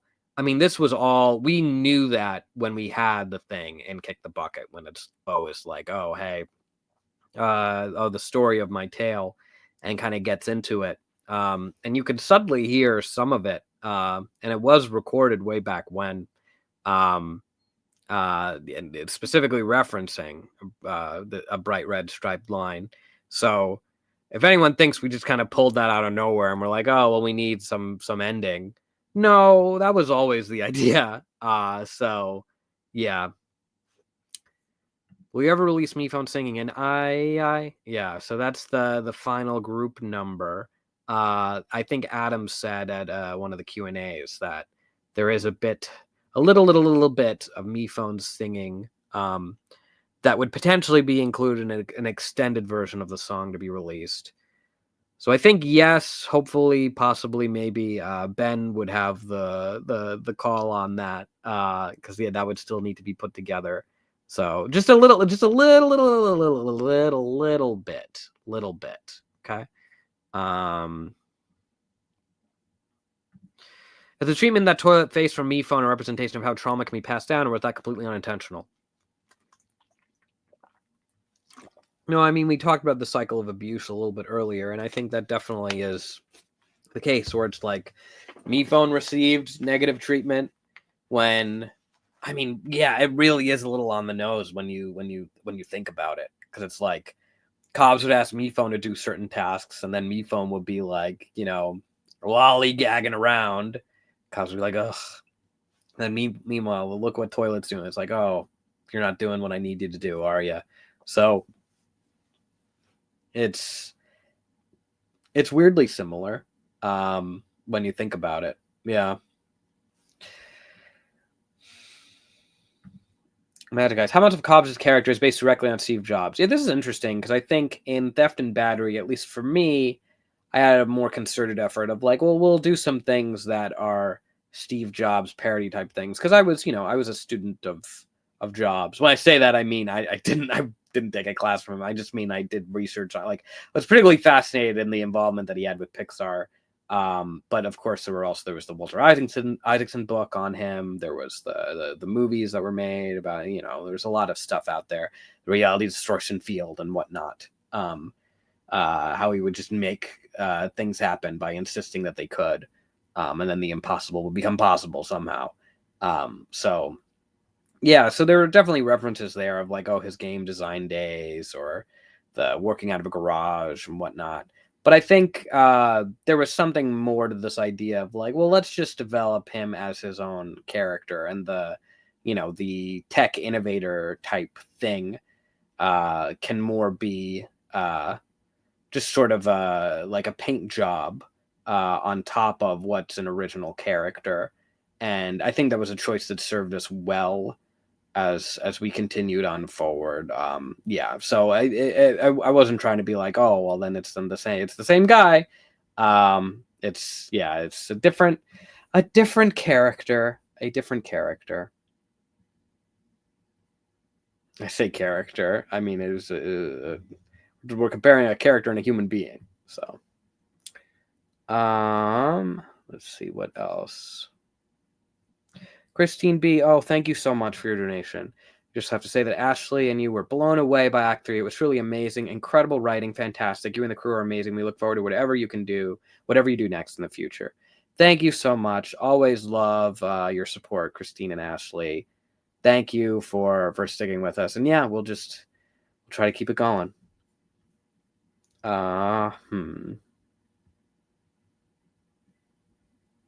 Let's see. Are the 3 parts going to be released as a movie? Yes. We have them cut together as a movie. That cut will be updated with the new revisions that we made to Act 3.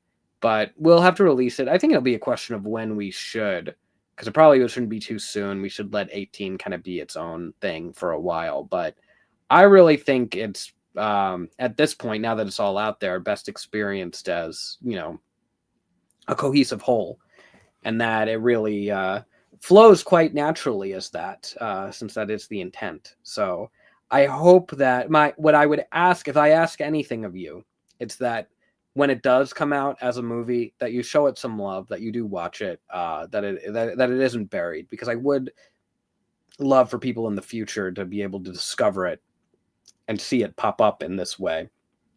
So please, when it does release as a movie, watch it. Watch it when it comes out in that format. Thank you. Let's see.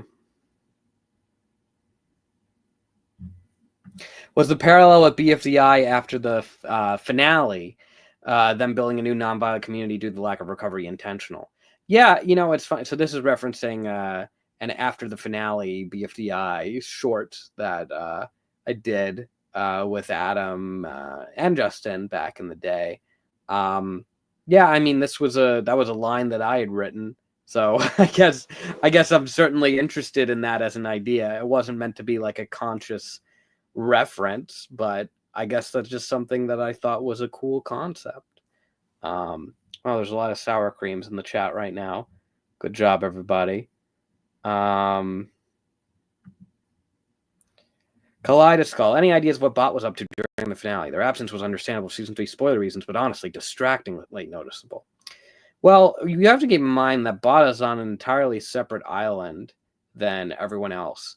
So, not all of the invitationals had gone to Hotel OJ for this season 2 party. Because you have to think, if it's a reality show season finale and it's a show that you've been on, but this isn't your season, not all of them are going to come out. It's the same way for Survivor. It's like, oh, maybe some other cast members would come up and show up for this, but realistically, not all of them would be there. However, all of them end up being transported to the same place for Me Afterlife because, yeah, they would all then be in there because they were all created by Me Life. But Bot would still be on, Invitational Island, Paradise Island, whatever you want to call it. So if Bot is going to get over to the season 2 island, Bot is going to have to, take a boat, make a whole trip over there, and that's going to take some time. So yeah, they're not just going to instantly sew up, so to speak. So yeah, I think it would have been distracting if they did, because that would have been a continuity error. Uno reverse card for you, Kaleidoskull. Thank you for the money. Thank you for your question. Thank you for your support. Oh my goodness. Yes, this person also points out the OSC thing, as well as, giving kudos to Joshua Waters, the voice actor of Steve Cobbs, truly popped off. Huge props to them. Oh my goodness. Each of the 3 recording sessions for each of the 3 acts that we did for Steve Cobbs. I mean, what a thrill it was to direct Joshua every time. Joshua was so fantastic. Every take would be phenomenal. And then I would give like a few very specific notes, and he would hit on them immediately. And just everything was just perfect. I mean, I don't know. It was, I was blown away. I would be fully immersed in those recording sessions. I would be like, oh wow, Steve Cobbs is in the room with me right now. So when we did that live stream recently, it was extra evident because it was like, oh my gosh, it really feels like I'm I'm talking with Steve Cobbs, and that he's a real guy, and it's a little scary. And he's saying my name in those. He's like, Brian, now I'm gonna give you one more chance, Brian. I'm like, oh jeez. Oh, I better shape up here. Ooh. Let's see. Reboot Boy, Mike. Yes, we can't really say anything in terms of next steps yet, but I'm sure we will have to see MePhone at some point again. I don't think this was the last time we will ever see him. In Theft and Battery, Cobbs mentioned that he doesn't talk to his parents anymore. Was this line a throwaway? I wanted to know about Cobbs' past. I mean, I think some ambiguity is great. I don't think we should know necessarily everything about a villain's past. I think you are right to be curious, but, some details, don't necessarily need to come to light, at least not for right now. But cool for asking the question and thinking about it.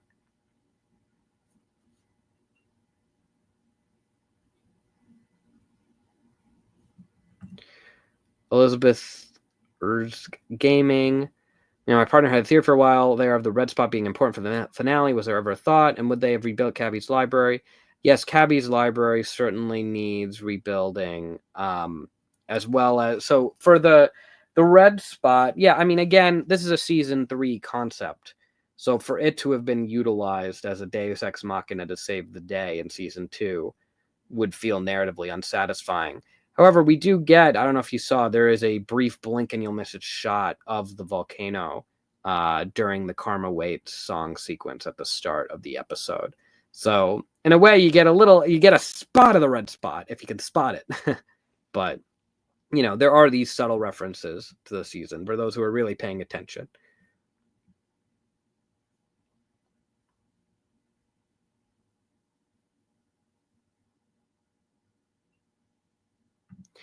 Meow for Congratulations on an incredible finale. You and the whole crew just served to feel proud. I was curious what it was like writing the PayJay scene. Any hesitation? How do you feel approaching it? Thank you again.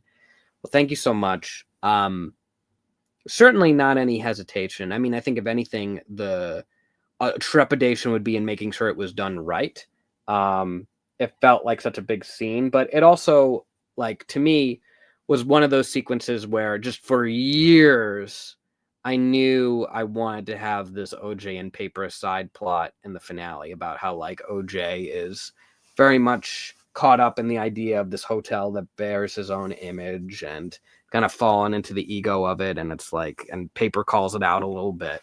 And then OJ finally recognizes it. And then it's like, we'll have this other name for it and it'll be called Hoot. And yeah, their relationship will, be able to shine more as a result. So for me, I was able to rely at least more on this idea of like, well, this has been the idea for a very long time.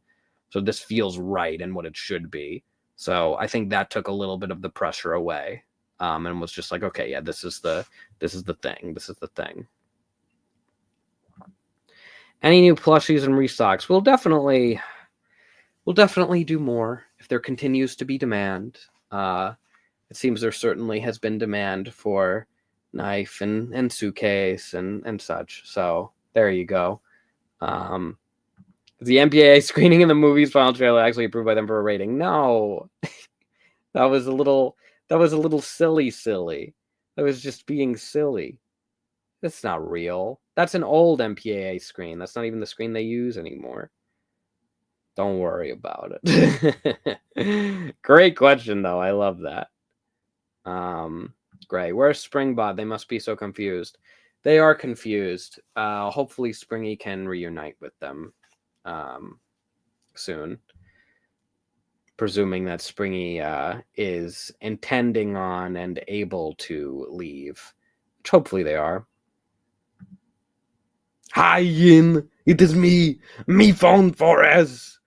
I'm assuming that you have nothing to do with Yin of Yin and Yang fame, but you still seem pretty interesting nonetheless.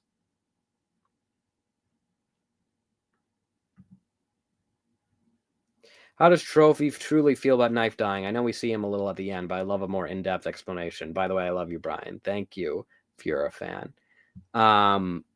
Trophy, it's tough on Trophy. I mean, Trophy even admits now he feels like a jerk for what he was saying about Knife. Because guess what? For all he was saying about, like, oh, Knife, you've gone soft, Knife, this, whatever. Knife is pretty metal to, like, go out in such a way that you become a ghost. I know it would be like, oh, well, he did it, and he did it because he cares about someone. Oh, what? But, like, I mean, to, like, give up your body like that, like, I don't know. Trophy's got to kind of be like, shoot, that's way cooler than anything I could do. Mad respect. And I have to be like, whatever. I didn't do it for you. Shut up. I don't care if you like me or not. But, yeah.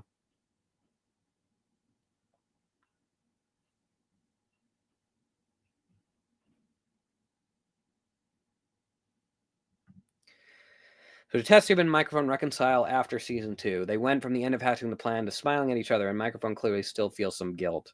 I think, as Microphone says, there are bigger things going on right now, and I don't think Test Tube really is one to hold a grudge at this point, because, she's happy with Fan. I think there's maybe a bit of an understanding of clearly something went down with Taco, and maybe that explains some of the weirdness of what was going on. So I think, yeah, there's some resolved tension there for sure. Was Ballpoint Pen originally created by MePhone 4 because MePhone 4 wanted some sort of proud parental figure? Just thought about this, LOL. Yeah, I mean, pretty much close to that. He wanted an authority figure in his life that was like, like pointy-headed authority figure, whatever, who would have a judgment about the show, and he would be very concerned about what judgment that this person would have, but ultimately it would be good judgment because that's what he wanted, that's what he needed. So the similarities, Cops, and I was so proud of this when doing the ballpoint pen thing initially, because it seems like it's just like a fake out, right? That it's just like, oh gosh, it seemed like it was going to be Steve Cobbs that would show up, but then it's just ballpoint pen. What a funny bit, haha. But really, like, the connection is very intentional. The fact that they look alike and they take a similar role in MePhone's life. Yeah, MePhone, that was all purposeful. And I was like, oh, we got away with that. Like, what foreshadowing? Because that's really something then you look back on and you're like, that's so obvious in hindsight. I'd like to think. But yeah, so that I was very satisfied with how all of that went down.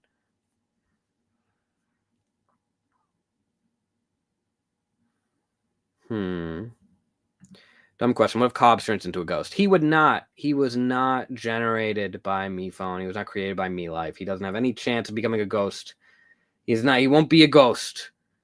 Not happening. Kalani, would Bot and Suitcase be friends? Also, can Fan tell my awesome friend Gray? Gray, you are a great fanfic writer. And take it from me, I'm a fan, so I would know a thing or two about fanfic writing. Bot and Suitcase, I think they would get along swimmingly, as a matter of fact. Yeah, I think they would get along quite well.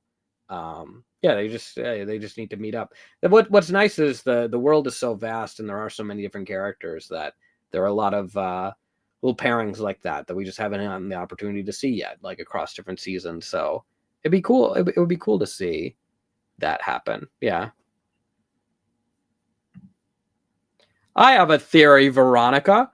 It's that today's your birthday. I have a theory about your birthday, and it's that it's today. Yup. There you go.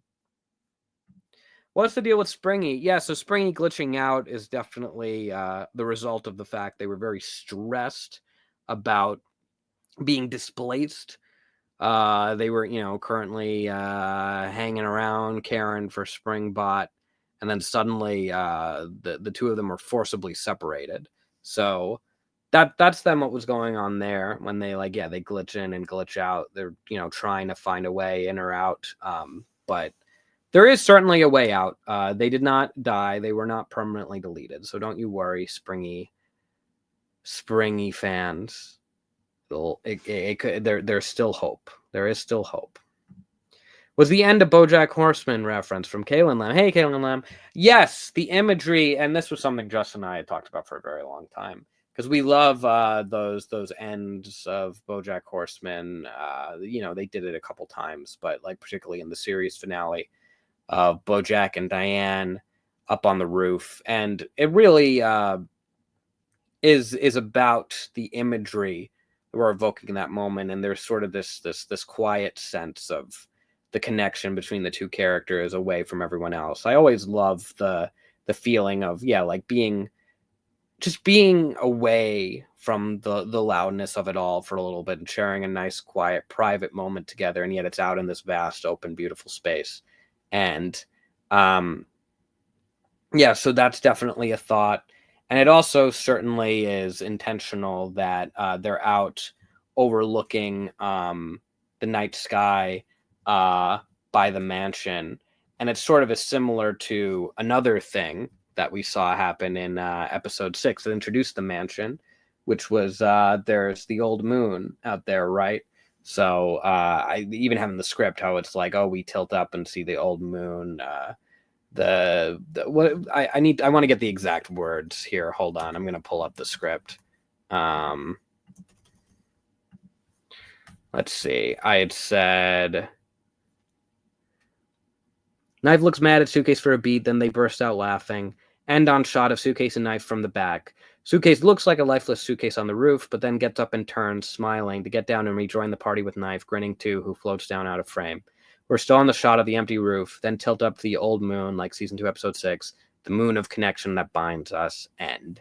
So, yeah, the moon is definitely this metaphor for,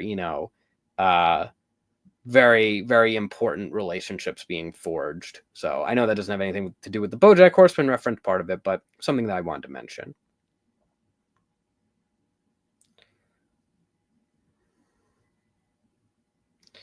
My goodness, there are so many questions. I'll do everything I can to get to as many questions as possible. Thank you so much, everybody. Seriously. I asked why Suitcase has hallucinations, and he said the movie would explain it. I don't know if I'm the brightest, but I still don't get it. Can I get a fan high, by the way? Hi, Dipsy Cake. Yeah, I don't know if I would have necessarily said that the movie would explain it. I would have to look back and hear exactly how I phrased whatever I said. But there's not really an explanation for them so much as that they are just things that occur. And I mean, Suitcase asked these questions of like, why did you make me like this? Everything I see, like, and it's like, was I made to suffer, essentially? And MePhone didn't intend these things, but they nonetheless happened. And there's a question too of if any of their hallucinations, and I've seen people speculating about this, is like, because there's the idea of drowning, and that's clearly something that's significant to Box. And if Box was kind of a prototype for Suitcase, is it because there's like a connection within their code that then would have then caused that to then be brought up? I think these are all things on a subconscious level that could have potentially plagued Suitcase's mind that would have then played out in hallucination form. But at the end of the day, there isn't really a clear way to explain away hallucinations. They just are what they are. And it's something that Suitcase will continue to deal with in a similar way to how Knife will continue to deal with being a ghost. And these are things, these are whether like when you have disabilities or whatever you may have, these are things that you just grow with and learn that you have, and you find your way that you are going to live your life knowing that you have these things. So it was very important to me that it wouldn't just be this thing in any way where it was like, oh, well, Suitcase is going to go into this finale and is going to have all of these hallucinations, but then they're going to save the day, and then they don't, all their trauma is gone and they don't see hallucinations anymore. Like, no, absolutely not. They still see the hallucinations. I would have never wanted it to be any other way, because it's honest to that experience. And I think there's really something to show for when it's like, a character that then goes through that is nonetheless very strong. And it doesn't mean like, oh, well, then they really triumph because then they don't have that anymore. No. They triumph having it as well. So hopefully that makes sense. I don't know who that is, but I'll just tentatively say that Melon RR is a very cool guy. But again, disclaimer is that I don't know who it is. Yeah. Let's see. Days Shoe. How long did production take on episode 1 of season 1 compared to how long production took for the finale, all parts? Wanted to ask that the LA show, but didn't get the chance to. My gosh. I mean, episode 1 of season 1, like, you'd have to ask Adam, but like about a month or so, right? Whereas this would have taken the better part of a year. And I mean, even that's kind of underselling it, because a lot of these ideas were in development for many years, but the actual production would have been, 9 to 10, 11 months, probably, something like that. So it is a lot. What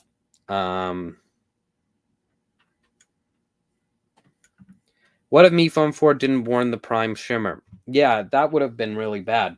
Then Cobs would have destroyed them and would have harnessed their energy and would have used it for unspeakable things, and maybe would have just been too powerful to be stopped, even if the contestants were to escape.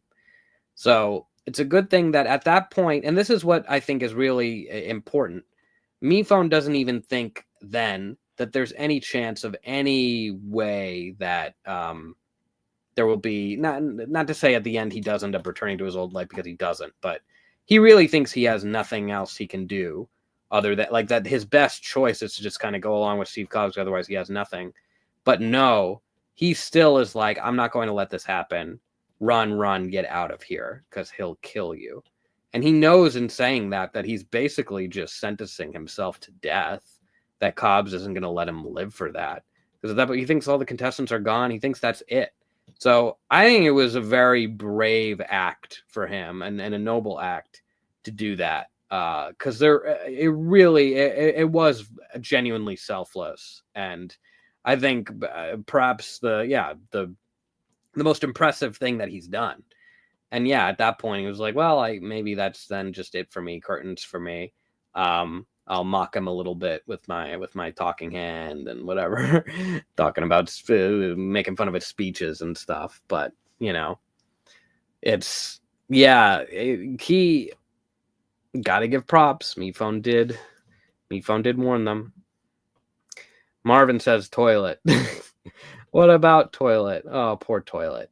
The thing with toilet is that toilet's biggest contribution in the movie is being the perfect assistant and unplugging the wire.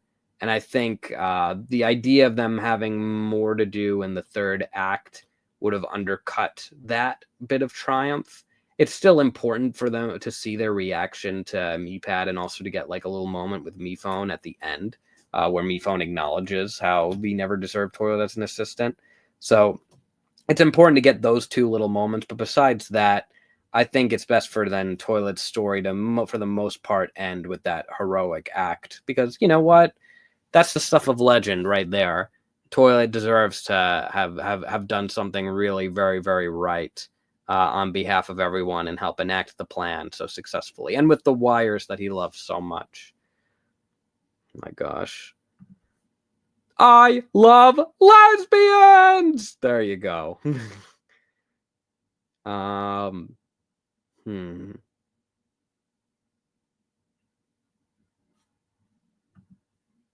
talk about ever formally apologize to Pickle, like actually take accountability for her actions, or forget and move on like he did. I mean, she certainly tried. I don't know if necessarily it'll be the last time that she tries, but I think she also has to, at a point, respect his space, respect the fact that he doesn't really want to talk to her. He's not interested in the apology really at this point. So at a certain point, if the apology is just for her, then that's not really a reason to do it. You know, I think she certainly could have apologized better. I don't know how much it would have mattered in terms of Pickle giving a different reaction, but, you know, it is what it is.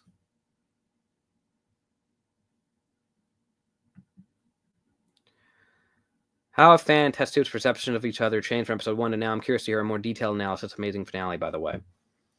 Fan and Test Tube. I think Fan was always fascinated by Test Tube and what she was capable of. And for Test Tube, I mean, the passion that she saw coming from Fan is a passion that she related to herself as well. They were both awkward souls, kindred spirits, so to speak. And I think, if anything, they just have a deeper appreciation for each other in terms of the fact that they've seen how the other can grow. Fan has seen how Test Tube is able to do more than just invent whatever the wacky gadget of the week is. Test Tube is able to learn more on an emotional level when it comes to sharing with others, or not claiming ownership over something, which, you know, was very, very much like different for her. It used to be like, oh, stay on my lab, oh, whatever. Now it seems like a lot more open-hearted, I would say. And, you know, Test Tube with Fan, I think, you know, was someone that was very fixated on, you know, the shell of the show, and maybe that was then limiting. And Test Tube was more willing to see a bigger world out there, and seeing Fan eventually come to embrace that, I think, was very, very meaningful for her, and just showed that, you know, the guy, while he does love the show, there is more to him, but she also really respects his interest as he respects hers. So yeah, no, a lot of great evolution there, I would say. Ray, my friend, Happy Star, would like some facts about tissues if you have any. Also, thoughts on Knife X Suitcase. Yeah, I mean, you know, I see the Knife and Suitcase relationship as kind of the core relationship of the show, honestly. So, you know, I certainly if someone wants to ship it, then that is totally valid. I think for me, the main interest in the relationship is just in that mutual respect they have between each other. But, you know, however we want to interpret it, then that is absolutely valid. I just love the opposites attract thing. I think is very, very interesting. I always had that as a thought of how they kind of role reverse, as MePhone says, a little bit between the two of them. But facts about tissues. I think he's still getting over the fact that he was seen as a joke, but the fact that Suitcase comforted him, and also Soap comforted him, that was huge. So I think he's starting to heal a little bit from that. Maybe not physically. I mean, he's still a sneezer, but Yeah. You know, that's how it is. Um,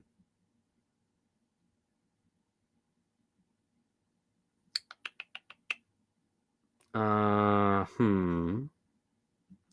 I am sobbing. Thank you for this pain. You're welcome. Gadget. Hi, Brian. I'm glad to see you guys come so far. That being said, what can we expect for the future of the channel animation now that II is wrapped up? Well, again, this is the end of an era when it comes to, Inanimate Insanity 2. And we've all said at this point that it's not really then the last that then you'll see of the characters. But at the same time, it was very important that this felt like as conclusive of an ending as possible because the audiences owed it. I think so. There is certainly the thought of there being more within II, but when it comes to other things beyond it, are people genuinely interested in that? Will you all show up? Because I would love that. You know, I think a lot. I think a big thing in this industry is that sometimes people say we want original ideas, we want new stories. That are, but then do they actually show up for them? Not necessarily. I love seeing all the yeses flooding the chat. I hope you all would prove that if we were to upload something that was not Inanimate Insanity, that there would be genuine interest. I mean, I think from short films in the past there has been that interest, so I will say there's that. But yeah, you know, thank wow. Well, thank you everyone who's saying yes, yes, yes, yes, yes. That really means a lot.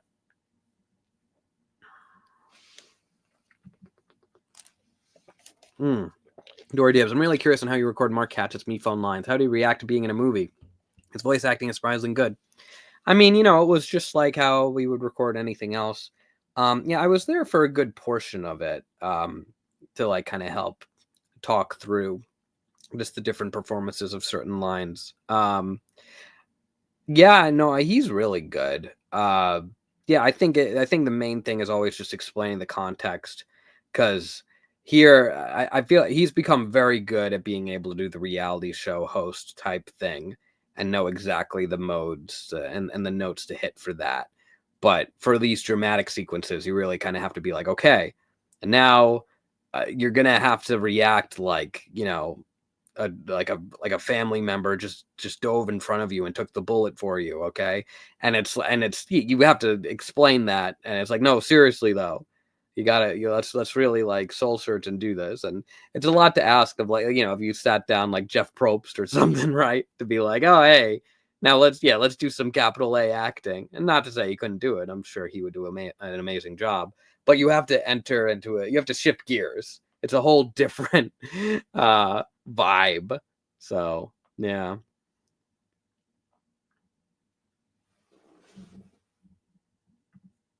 Hi, Isla. Sending much love to you. I'm sure you are very capable of doing everything that it is that you love to do. I'm so glad to hear the series means so much to you. It means a lot to me too.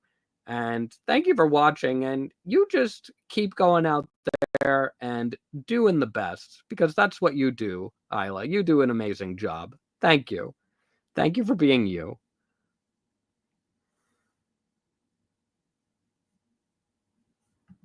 Did Bot walk all the way through the ocean to get from Island to Hotel OJ? Is that why their legs were so long? Yeah, I mean, there was certainly some boating. There was some heavy, some big stepped walking. So there is a reason for why their legs are long, other than for them to just be conveniently off screen.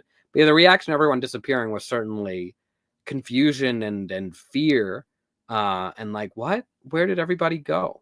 So yeah, that's a rough one. Mm. You see, if yeah, I guess we could have had the bot subplot of, huh? Where'd everybody go? Let me walk, walk, walk, walk, walk. This episode's so good. I love II and Guava so much. Oh, Jazzy. Well, I'm so glad that you enjoyed Guava. Yeah, Angela did an incredible job in the episode. Maybe D. Out of curiosity, if the roles were reversed and Knife ended up winning, how do you think that would have played out? Would Suitcase become a ghost? No, I think because of what I explained, I don't think it's as simple as just like, well, then the runner-up becomes a ghost. No, I think it was what was right for Knife's arc. I think, yeah, maybe there's a world in which he then also is a ghost in addition to the wind. But yeah, because there was never a thought of Suitcase maybe becoming a ghost, because it just doesn't really fit with her arc in the same way that it does for Knife.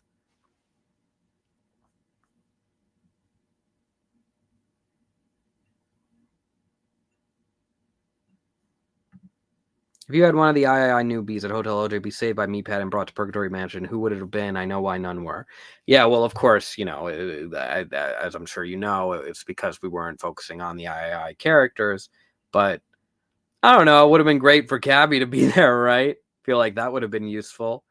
Have some files. I'd be curious what the files on Cobs say.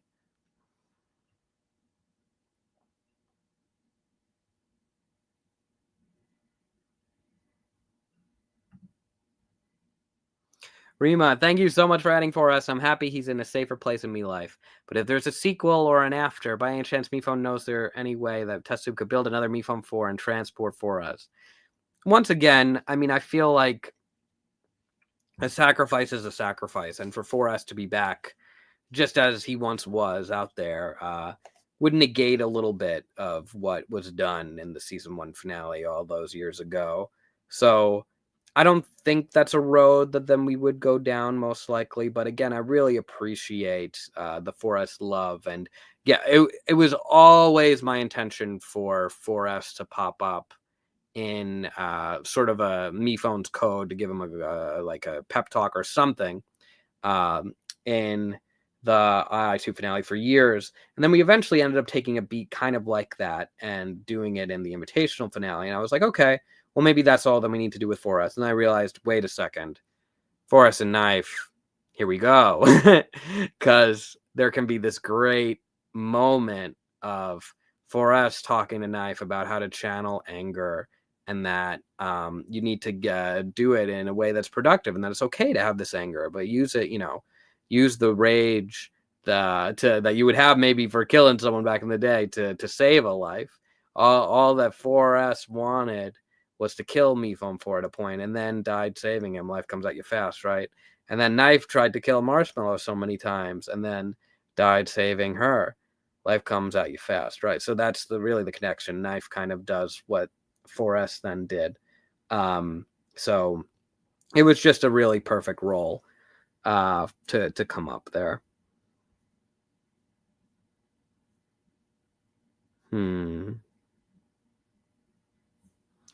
The Prime Shimmer machine. Yeah, no, that is unanswerable. I just want to see everyone's theories and speculation about it. The reason it's there is for y'all to think about what it could mean. Friend asked, what was the intention of MePhone looking down the cliff? There were many interpretations, but my friend would like to know the main purpose. Yeah, for me, and again, I'm going to go to the script because I think there are a lot of different interpretations of this moment. And once again, they're all valid. But at least for me, I have, MePhone has turned a blank. Yeah, and a lot of detail was filled in for how the sequence would come out in the beautiful boards that were done by Charlie. But I kind of have this description of MePhone turned a blank canvas into a beautiful painting, populated with countless fascinating subjects, and now the canvas is blank again. In the end, they pass by Crappy Cliff. MePhone looks down where he used to have his crud and water setup, fade to now just ground. So it was sort of meant to be this thought of like he's looking down at this the first childhood thing that he did in making the show, and now it's reduced to nothing. So there's a little bit of that. Some people are like, oh my gosh, was he gonna jump? I think you're valid in seeing it that way too, but at least the initial intent from me came more down to this idea of like, oh my goodness, everything I know and love is gone. So yeah, exactly. What Raspberry just said. He wasn't going to jump. He was looking at all what he had built was gone. Yeah, that's how I felt about it at least. But I think he was too low to really do anything other than to just like reflect and be introspective in that moment.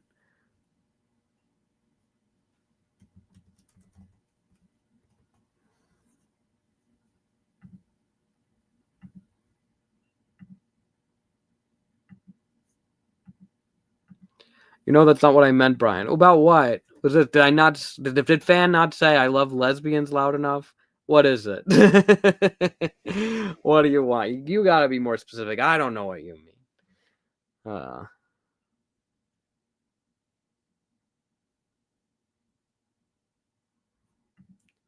Would any of the participants still want to be friends with MePhone 4? And does Mike genuinely forgive Taco? I mean, Pickle says, you know what, I kind of forgive him. And then Taco's like, seriously? Him and not me? So I think some are more forgiving than others. So I think that's definitely a thing. In terms of if they'll be friends, we'll see. I mean, there's definitely some space that's being had. Mike genuinely forgiving Taco, obviously it was a high pressure situation at the time, and I think they sort of rushed through it faster than they would have otherwise. So I think there's maybe some more conversations to be had now that things are cooling down a little bit. But I think Mike does definitely see a change in Taco and that there's hope for the future of the relationship. I know some people just want it to be dark forever. Taco will be sad, but like, my goodness, Taco has been through so much. And to be like, oh, well, you know what? I'm going to try to apologize to Pickle. Well, Pickle won't forgive you. Well, okay. Well, I'll try to apologize. Microphone won't forgive you. Well, at least I have my mentor, MePad. Oh, MePad's dead. Like, I mean, what do you want? Like, do you just want Taco to crumble? I don't think so.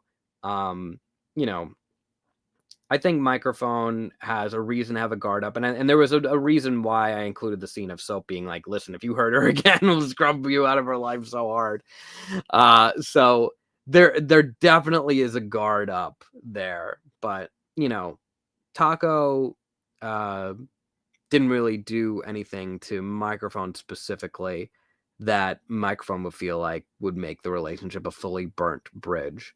But there was, that Microphone did put up a boundary, and it was ultimately Microphone's choice to let Taco back into her life. And yeah, currently that's how it is. Will it continue to go on going forward? Who's to say? But Mike decided to give Taco another chance.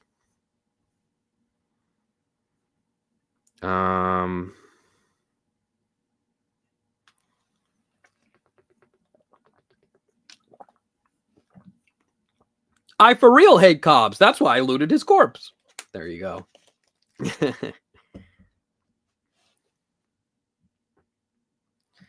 Microphone fun fact, please. I miss my girl.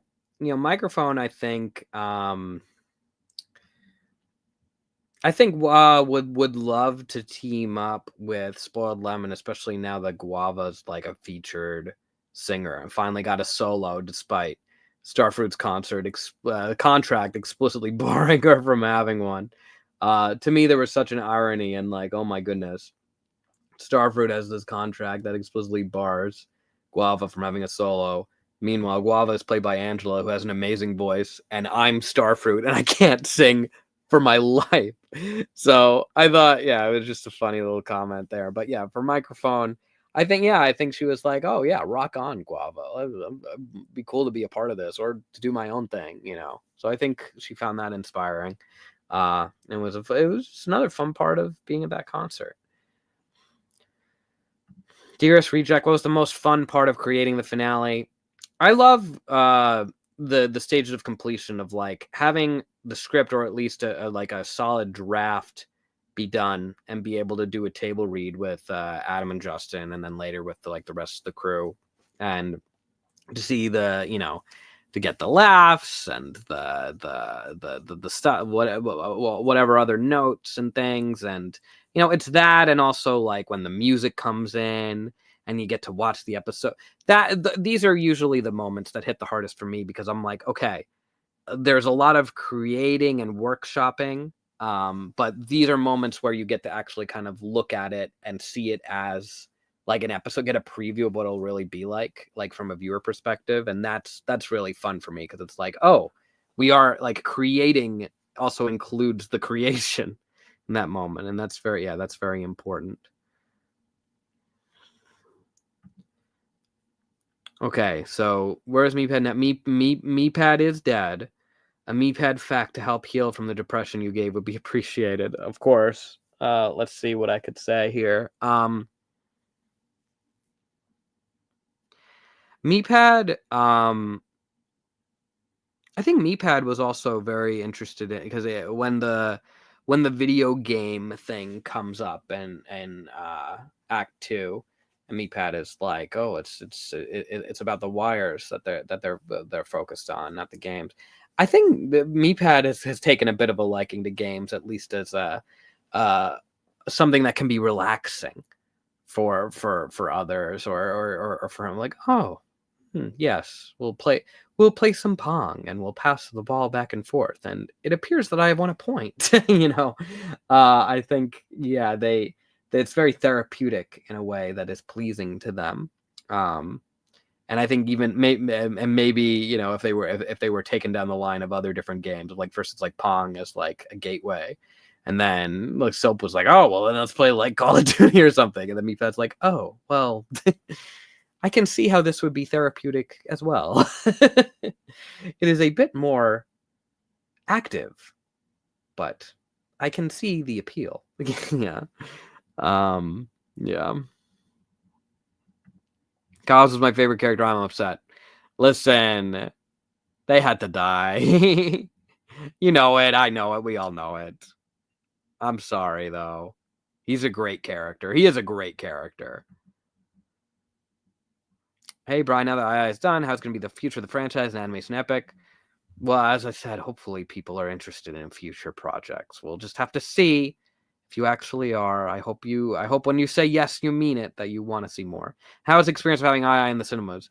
Absolutely crazy. We've had episodes play in the theaters for events, and technically this screening audience, I think, was a smaller size than some of the other events that we've had.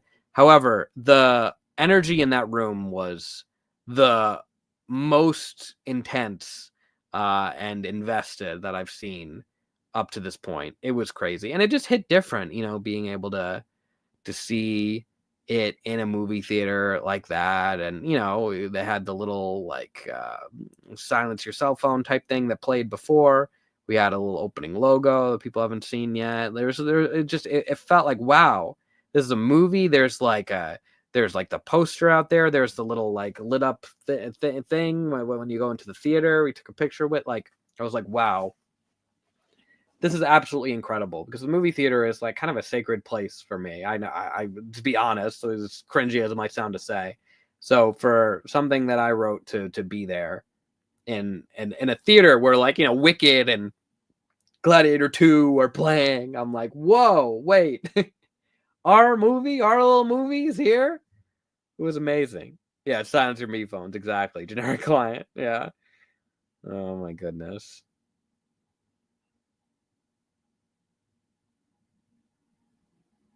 Let's see. Inanimate Battle 5 when? We'd love to do another Inanimate Battle. That was one of the things I said, like, oh, maybe we could do in LA while we're all together for the screening, but there's so much going on. Yeah, at all times. We're all very busy.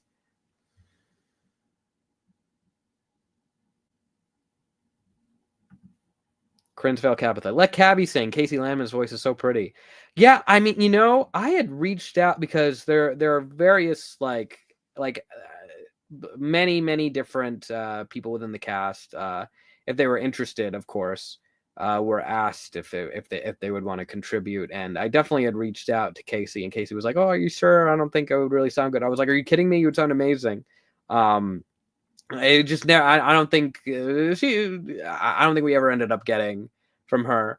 But I was like, Casey, come on. You would sound so good. So you know what? Tell Casey you want to hear her sing, because I'm sure it would be great.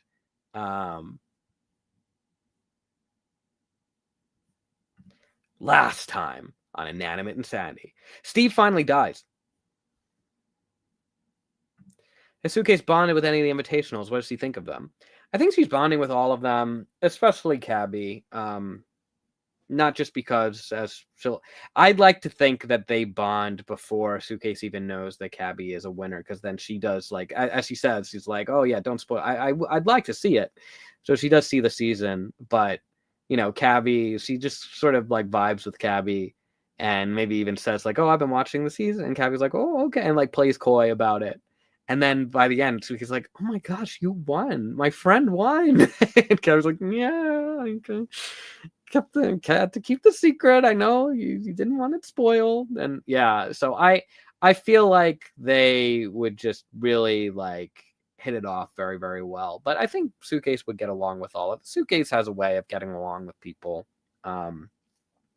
Blueberry, of course, is a tough nut to crack, but you know what she says. She never gives up on anyone. I think everyone would have to have a certain level of respect for her after what she accomplished. You know, she blew up Cobs. Blueberry would have to be like, "Yeah, that was pretty impressive. I mean, I could have probably thought of the same idea, but still, you did it. You did it about as well as I could have done."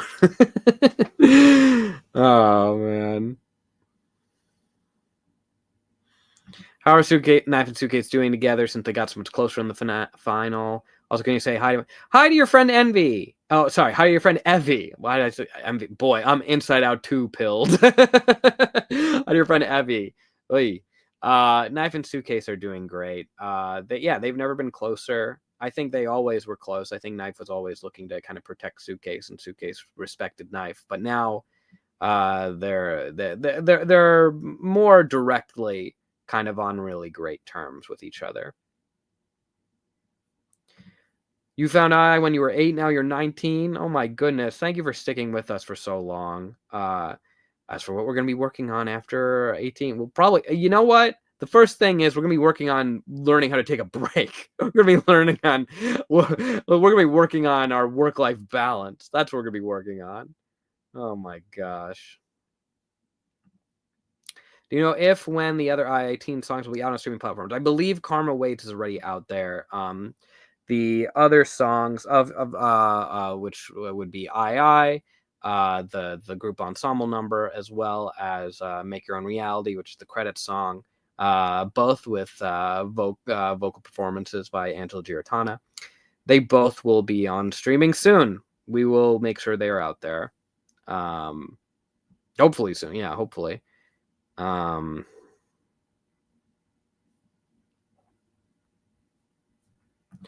Tapeworm, did everyone stand the same island at the end? I don't think conclusively, no. Yeah, like, I mean, of course, I think the invitationalers would have sort of went back.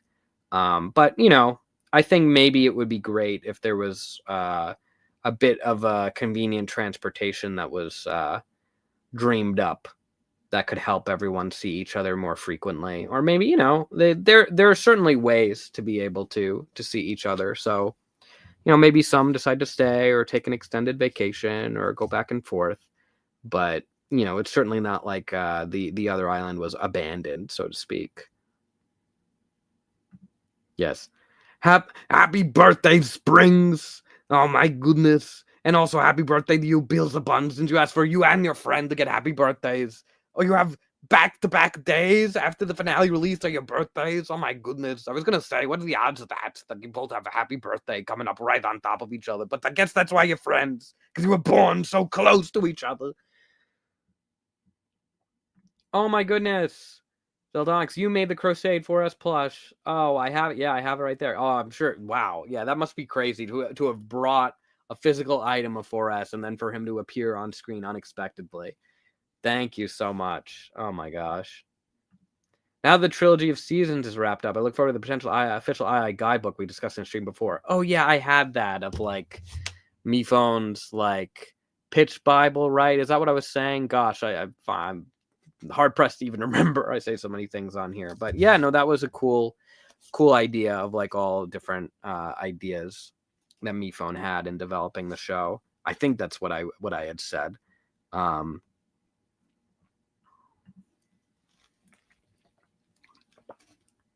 Hi, Brian. The movie was absolutely amazing. You all did fantastic. Thank you. Would things have been different if Knife and Suitcase traded places? You know, it's interesting because this question can be interpreted in a lot of different ways. I know someone earlier had asked about like, oh, what if Suitcase would Suitcase become a ghost if then Knife was the winner? I choose to look at it this time in the sense that kind of the whole point of the season is that they do trade places in the sense that MePhone talks about this at the end of episode 15 of like, oh, it's a role reversal. Suitcase is the backstabber now, and Knife was the one carried to the end. So this, I mean, there even is. There was a song. It wouldn't have been sung by the characters, but there was a song that was about this that I think just would have sort of slowed the story down. But it is a song that I had in mind since 2013, so maybe it would see the light of day at some point. But it was about this kind of phenomenon of the role reversal. So it ends up, definitely being like touched upon thematically within the show and through dialogue. But yeah, it would still be cool to do the song maybe at some point. I don't know. It's crazy. Yeah. Not again. They don't sing it. It would be one of the where it's like, yeah, an external voice sings it on their behalf, kind of Karma Waits style, I guess, but more more up tempo.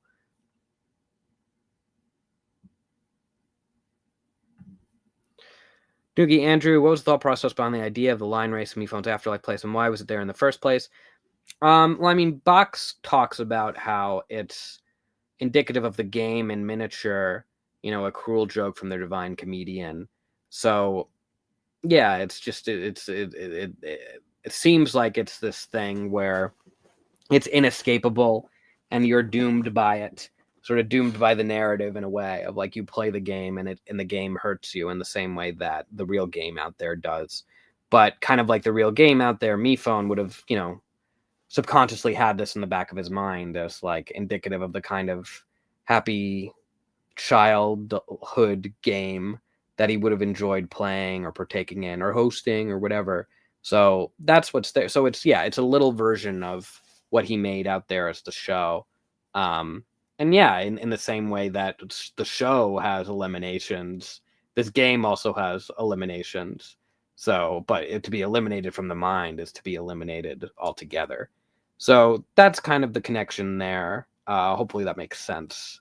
There's a lot to be said there. Again, that's a concept that has been in existence for a very long time. Oh, in your last super chat, you meant epilogue. Okay, this was about if there would be a prologue to episode 18. Now I understand more. Yeah, I mean, look, I think even if it wasn't necessarily wrapped and packaged as an epilogue, I think the idea of stories that take place after this is certainly something that could be revisited at a later point.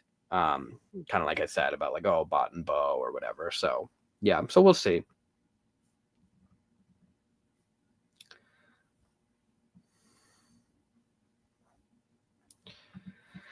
Meepers, hi Meepers. How did Soap die? At the hands of MePhone X. We don't see it happen to everybody.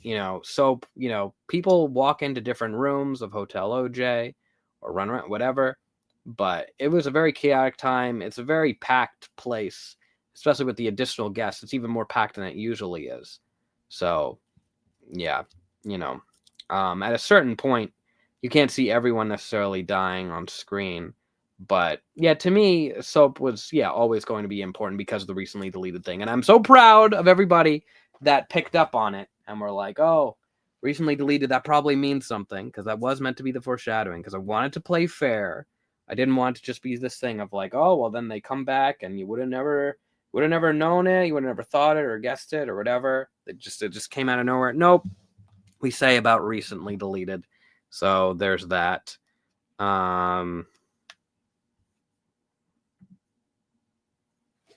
Hey, Brian, congrats on the release of the finale. I've been a huge fan of doing what ifs. What is your opinion on those? I love them. I would be fascinated. I know we were talking earlier about the hypothetical idea of like if Cobs, brought MePhone back home or whatever, or like there are just so many different ways that things could have gone down, or if MePhone didn't tell the Prime Shimmer to run, you made one on if Taco won. That obviously would be very fascinating, because then does Taco just continue to keep up the facade? Does Taco like let the mask slip at that point because it's like, yes, I have the million, it doesn't matter anymore? I think it would have to be like a game time decision. I think they wouldn't at the very least, it wouldn't be an immediate thing of like, oh, haha, because they would want to at least ensure that they have the million and they're able to spend it, and then the check clears. You know what I mean? So there would be some of that, but maybe, but maybe they keep delaying the inevitable because everyone is so appreciative and kind. So maybe they were about to have this moment of like, yes, I did it. And everyone's just like, oh my goodness, congratulations, Taco. This is so great. You're so great. And she's just like, sour cream. Like, I get like a little bit like maybe there's a little bit of guilt that comes from that. I don't know. I think that could be really fun to explore. Or maybe she would have just been like, I fooled you all. I got my money. I don't know. But I think it'd be funny for her to like, keep the jig up for longer. But yeah, I don't know if she would have been so generous as to have made a hotel for everyone or what. But yeah, I like the idea of different interpretations of it. It's certainly possible. You never know. It'd be fun. Boy, isn't that a fun concept of if Taco had to run the hotel while just like still under the guise of her fake self. That's very funny.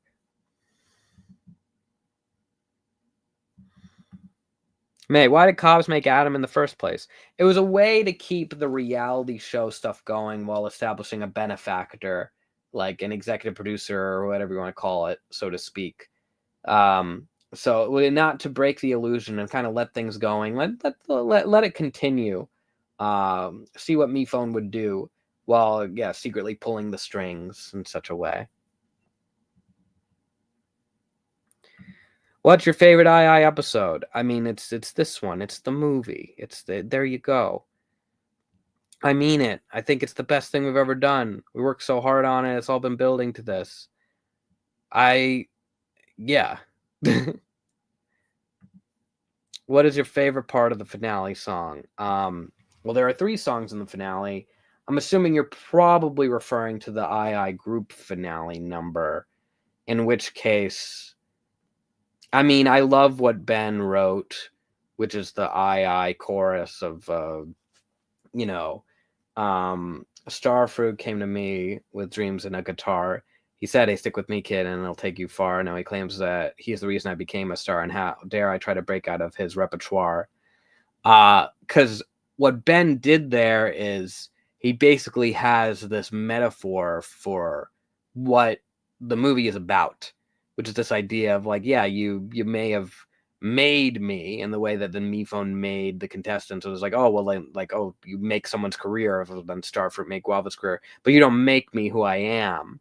So it's this idea of transcending who you're made to be. So it's sort of this really wonderful meditation on the idea of, being more than what you were boxed in as, so to speak. So I think that chorus, just being this original. I love all the reprises as well. I wrote a lot of the reprise lyrics there, but I really appreciate what Ben brought to the song, because I think that took it to the next level of, and it was a beautiful way to tie together the main driving theme of the film.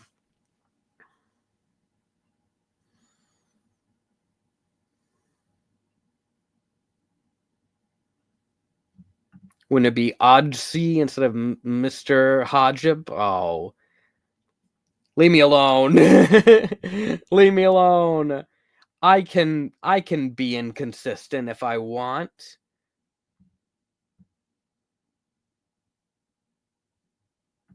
Cobs has said, everyone, the MePhones are free. No more MePhone abuse. Last donate, I swear I'm going broke. My mom's gonna be mad at me. No, don't don't get your parents mad at you. Oh my goodness. Ay, ay, ay. Thank you. I appreciate it.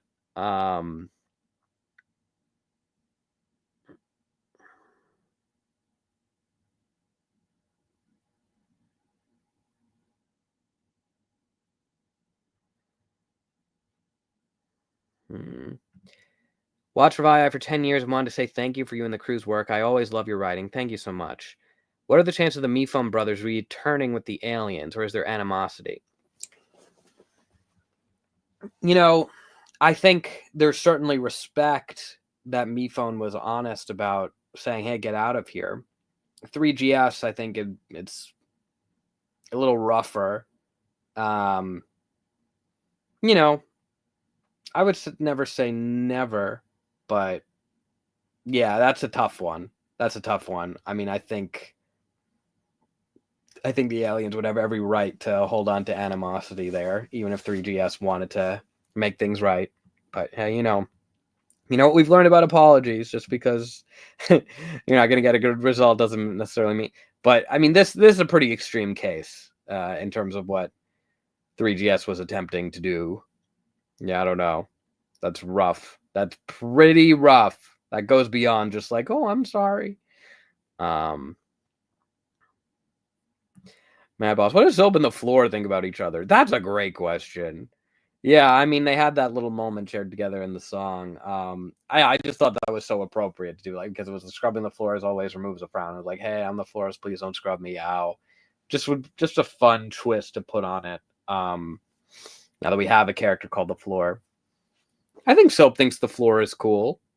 I think Soap would I mean, I'll of course loves the idea of having a clean floor. So the floor helps clean up messes by like eating. so I was like, oh, now the floor is helping me clean it up. This is perfect. It's my dream come true. Yeah, it's funny. The fan pick characters that were hit by the line are not ghosts, since they were fully hit by the line, and not just their legs as they were jumping to freedom like Knife was. They are fully gone. That's how it works. What was going through Knife's mind when he was watching Baseball and Suitcase on the dock in episode 14 when he grumbles a bit as they leave? I think it comes down to this idea of Knife was protective of Suitcase, and I don't think Knife fully trusted Baseball, especially as he was such a bystander throughout all of the conflict that then they had. So to see him talking to Suitcase, also on the dock where, Knife had kind of warned Suitcase about not just Nickel, but also Baseball to a lesser extent, but also Baseball, honestly. I mean, he doesn't even really specifically underline Nickel in that conversation. I think he was just like, ugh, don't regress, Suitcase. Like, don't let Baseball like then beat you. Yeah. So there's, I think there are definitely different interpretations there as well. Is there a bit of jealousy of like, hey, that's our spot? Yeah, there could be, it's definitely a place of significance for them, and Knife has a very soft spot for Suitcase even at that point and doesn't want Suitcase being taken advantage of. That's really what it comes down to. Some plus you have to come back. Will every plus you get a re-release and restock, or are some simply no longer available? I don't know about every plushie, but it's certainly, I don't know if I would ever say that any of them are just like no longer ever going to be available. What it just comes down to ultimately is demand. If people want it, then we would then do more. I think there's certainly an interest in trying to make some more characters that we haven't already, but definitely respect if, people want some more plushies that aren't already out there. I'm sorry. I mean, some plushies that have already been out there, but they didn't get a chance to purchase.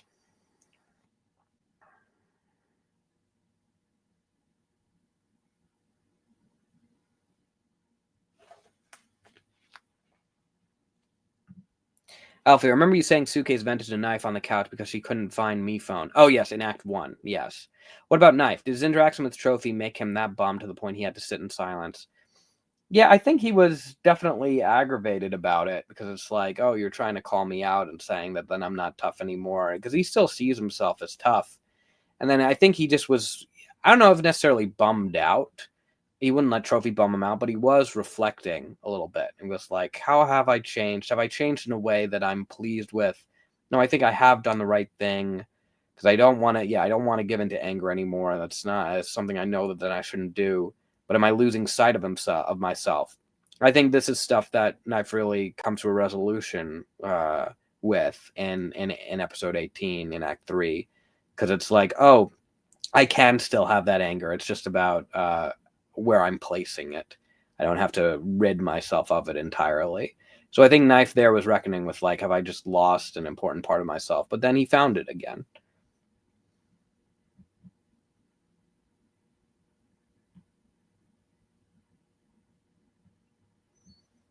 Would the Prime Shimmer enjoy classical music? Absolutely. Something about that just feels very right. Yes. Also, can I have a fun fact about them? Angst allowed. Ooh, you're asking for angst there.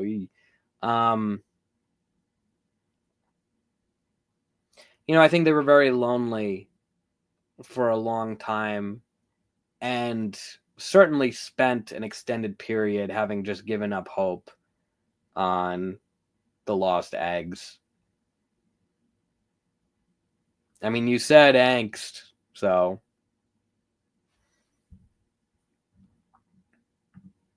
You had eggs for breakfast this morning? Hey, you can't throw the angst back at us. No. No more angsty breakfast. No more angsty eggy breakfast. No.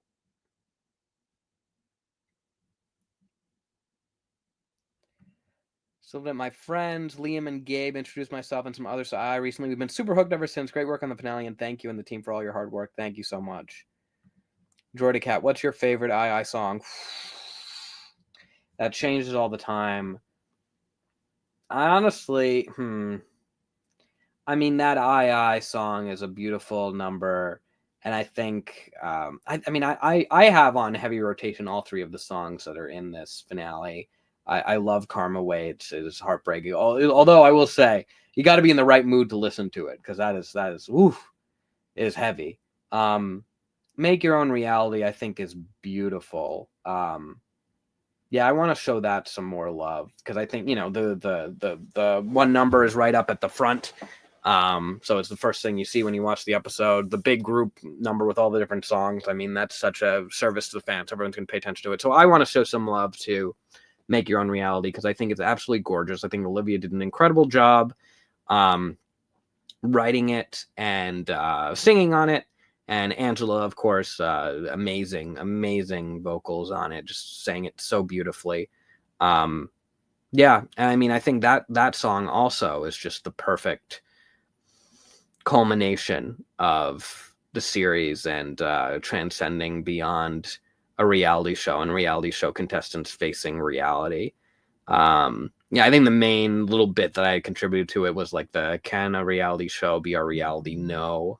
I think I had done that. That's about all. Like, I gave the thematic sense of kind of then what it could be. But yeah, Olivia really went in on that and just did an amazing job. Yeah, it was so fantastic. What were some of your favorite lines to direct Mark Katz on? I think he did an amazing job on the run. Get out of here, run. I was blown away by the performance there. As well as, yeah, like, his reaction to MePad's death, and like, no, he didn't die for me. A lot of times it's kind of just honing in on each individual sentence, because what people maybe don't realize is that when a line is said, when it's different sentences, or even like different words, things could be like kind of then clipped together, and you get like the best piece of each take. And sometimes it is just one take, all that was said all the way through. But yeah, no, it was very fun. It was funny too when we were recording in Act 2. There's a part where he has to hum the Springtastic theme, but he didn't really know it off the dome. So he was like, and he just he didn't really know it exactly, and we tried to give it to him, but like he didn't. He was just like, what is it? We had a lot to get through, so it was like, okay, we'll do the little of like of drawing of writing with the pen instead, because it's like I don't think we're getting it in quite the right key here, but that's all right. We don't need to stop to then find the reference here. I think it makes it more subtle, and a more subtle reference if it's not like the full chorus a little bit. Let's see. I'm gonna have to stop soon, y'all, because this is already, oh my goodness, it's been nearly 3 hours. Gosh, y'all just get me in the zone on this, and then I realize I've been talking and talking.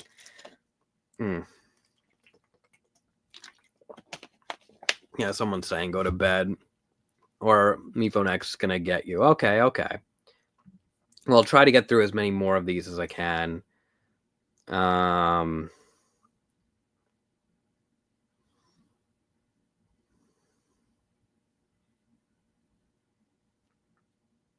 Let's see. Oh, tabs. Oh my gosh. I'm sorry. I'm getting to this like an hour later. I don't know if you're still here. Can you talk about II-18 media influences? I mean, Toy Story definitely a big influence. I actually talked to someone about this on the way out of the theater screening, where they said they felt the Toy Story 3 influence, because I think that was like that was the only other movie that made them cry. I was like, well, that's really an honor, because I think for me, what's so great about that film is that it is a movie that takes these familiar, beloved characters and throws them into a higher stakes situation than they'd ever been dealt before. But you still feel the spirit of those characters. They're still kind of joking around with each other. They're still like innocent and playful, even as they face the intense darkness of the incinerator, right?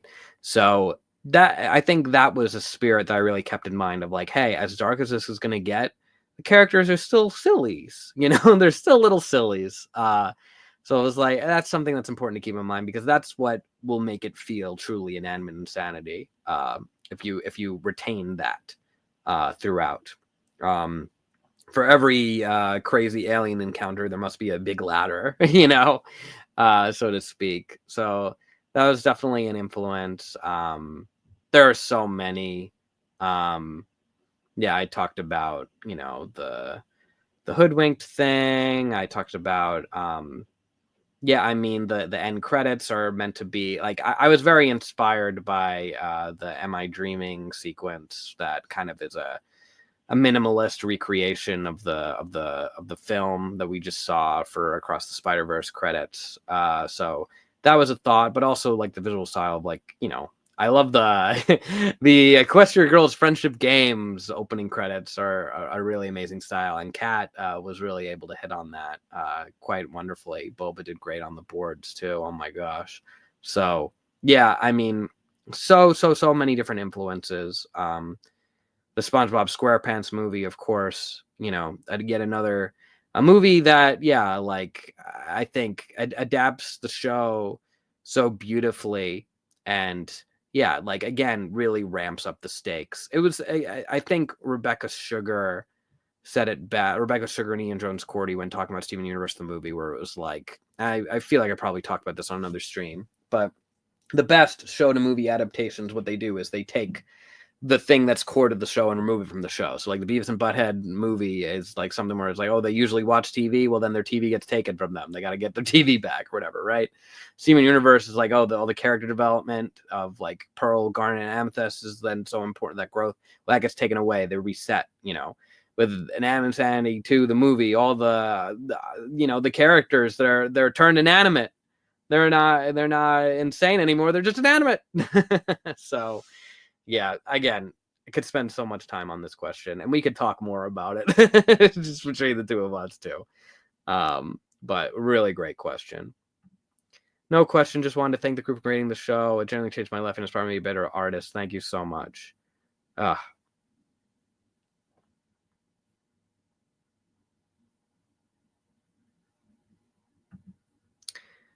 Now the focus episode 18 at all, but I'm a one-track mind. With Candle's World, will Silver think his purpose is to be a tool to be used for others?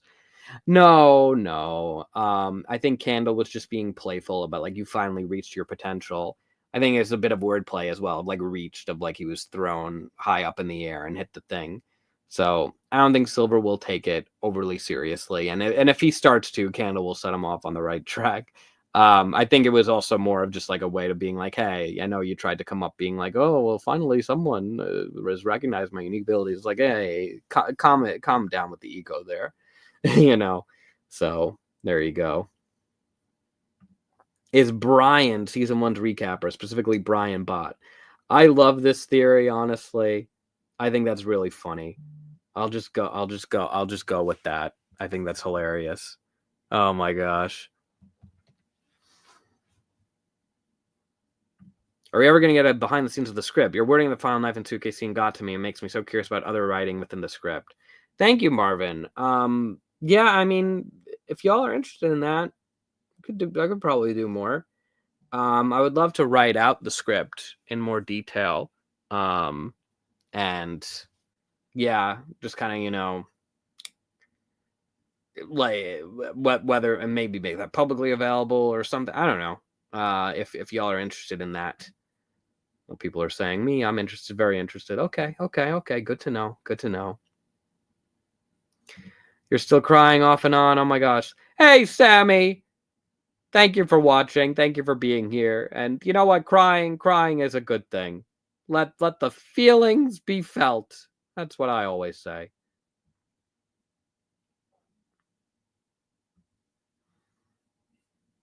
Loved how Suitcase became the girl boss champion, but will she reconcile with Nickel eventually? How will she interact with baseball if not?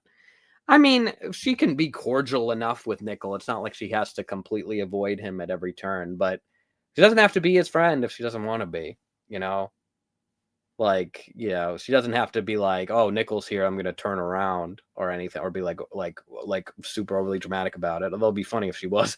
No, I mean, I think sometimes there are just boundaries. It's like, hey, you know, not really, they're not gonna be friends. Not everyone is going to be friends in your life. It's okay. You know? It's like, that's why I want to like underline it. Like, yeah, we're not going to be. Balloon and Nickel might have been able to work things out, and that's I think a common theme you'll see across, where like kind of like what I was saying of like, oh well, Taco couldn't make it work with Pickle, but makes it work with Microphone. Nickel make it work with Balloon, but it's not gonna happen with Suitcase. You know, it's multifaceted. It's not that everything just works out for everybody, because that's not life. It's just not.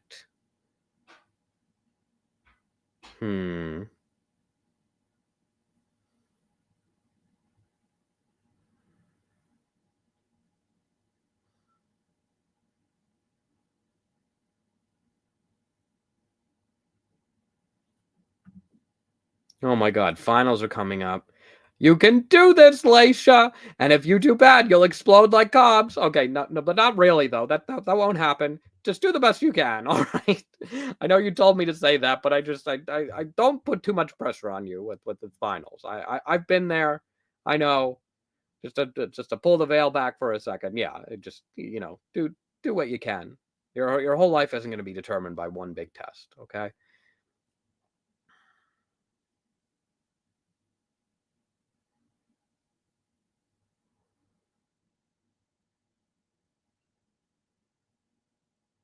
Hmm.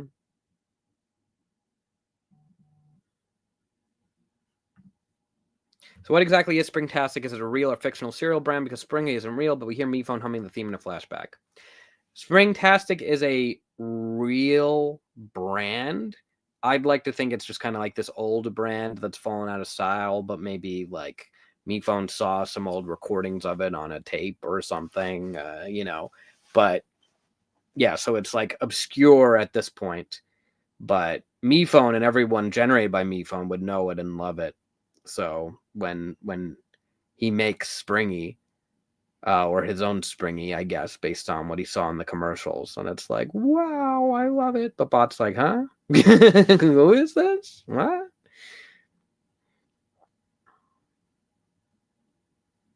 Non-serious question: what glasses would Cobbs have gotten after Knife broke his old pair? He should have totally rocked the glittery pink Hello Kitty glasses from Walmart. That's so funny. Um, yeah, I mean, I don't think I could think of a better answer than that. I mean, obviously, it would be like, oh, some like technologically advanced glasses, like, oh, you know, the Tony Stark glasses from Far From Home. Oh, I mean, those would be just the prototype for what I would be capable of. But no, I'd like to think he would just get the glittery pink Hello Kitty glasses instead. Like maybe the wrong thing came in the mail, and he's like, what? All right, well, I need to be able to see, so. These aren't too bad. Maybe there's a benefit in analog after all. Why everyone has a singing role in the final song? Not everyone wants to sing. if they wanted to sing or were interested in singing, available to sing, then like offers on the table. But we're not gonna ask someone to sing if they don't want to sing or can't sing or are not comfortable or whatever. So that's totally fine.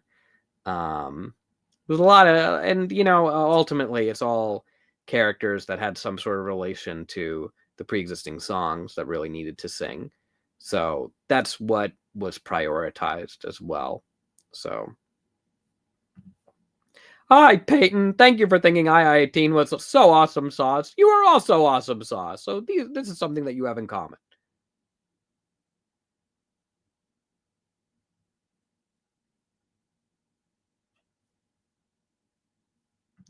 I think that talk about the nastiest, soggiest breakdown a few hours after the concert ended. I'm analyzing her current mental state as we speak. Well, the concert definitely took place sometime after the events of the rest of the finale. So there is that. But, so keep that in mind. But I think, I mean, the ceremony at MePad Mansion could have certainly brought up some feelings. Did it take all of season 1 for MePad to activate? If MePhone took him during an escape, yet didn't have him involved until season 2, episode 2. Yes. As we saw at the end of the flashback of season 2, episode 13, it was taking time for MePad to like load up. And now we kind of see officially, because we see some season 1 flashing back, but MePad is still not loaded up yet. And it's not until MePad is loaded up that we start seeing stuff from season 2. So yes, that's why. You got that right. You have interpreted it correctly. Very good. What are your thoughts on Taco Mike? I think it's awesome. I really like it. Yay. Yay. Let's see. What else?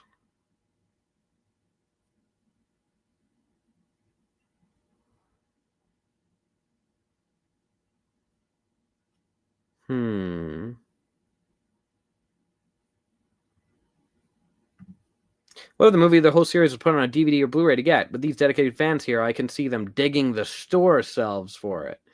Well, it seems most stores don't care about having physical media out there anymore. Yeah, I know. Isn't that crazy? I can't believe that, personally. But, it is what it is, I guess. I think it's a shame. It's a bit of a shame, if you ask me. I don't know.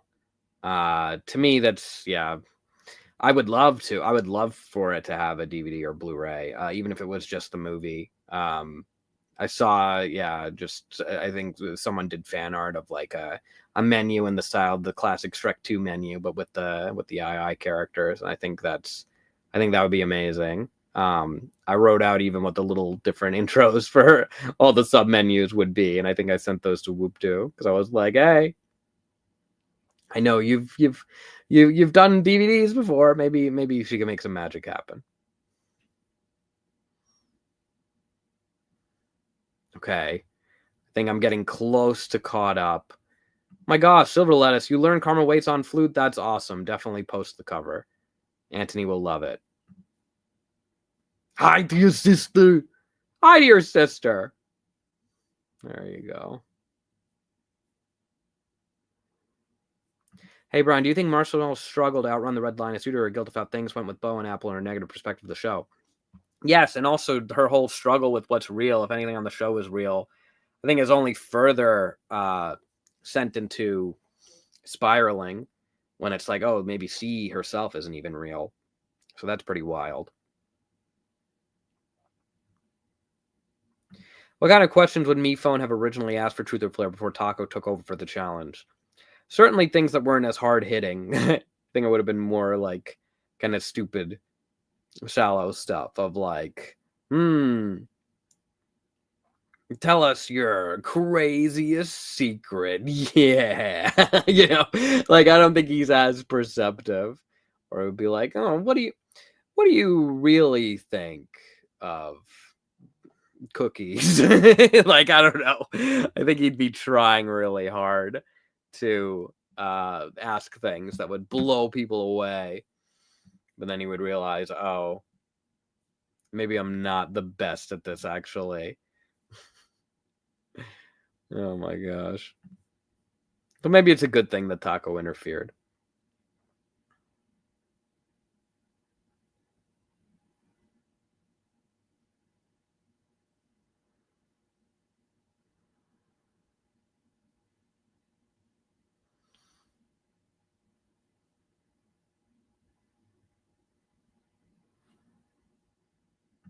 Hi to you, Soap from MePhone Forest. I hear you're making a mask of me. Finally, I hear Cherry's also made a mask of me at the point. I'm very honored to have my likeness rendered in any way, shape, or form. It is what I deserve now. You're a Brazilian II fan. Thank you so much for watching. You'd like to know which character would be most interesting in your country. I love II and I use it to learn English. I'm using the translator. Sorry for any mistakes. So are you, I'm not sure if you're asking most interesting or maybe most interested in your country. I mean, I think they all would be interested in learning more. I think Cabby especially would love to collect some more information and maybe go on some travels and roll around in Brazil. So yeah, I mean, maybe we'll send her on an all expenses paid trip.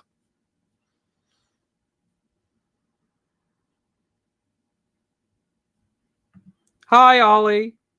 Okay.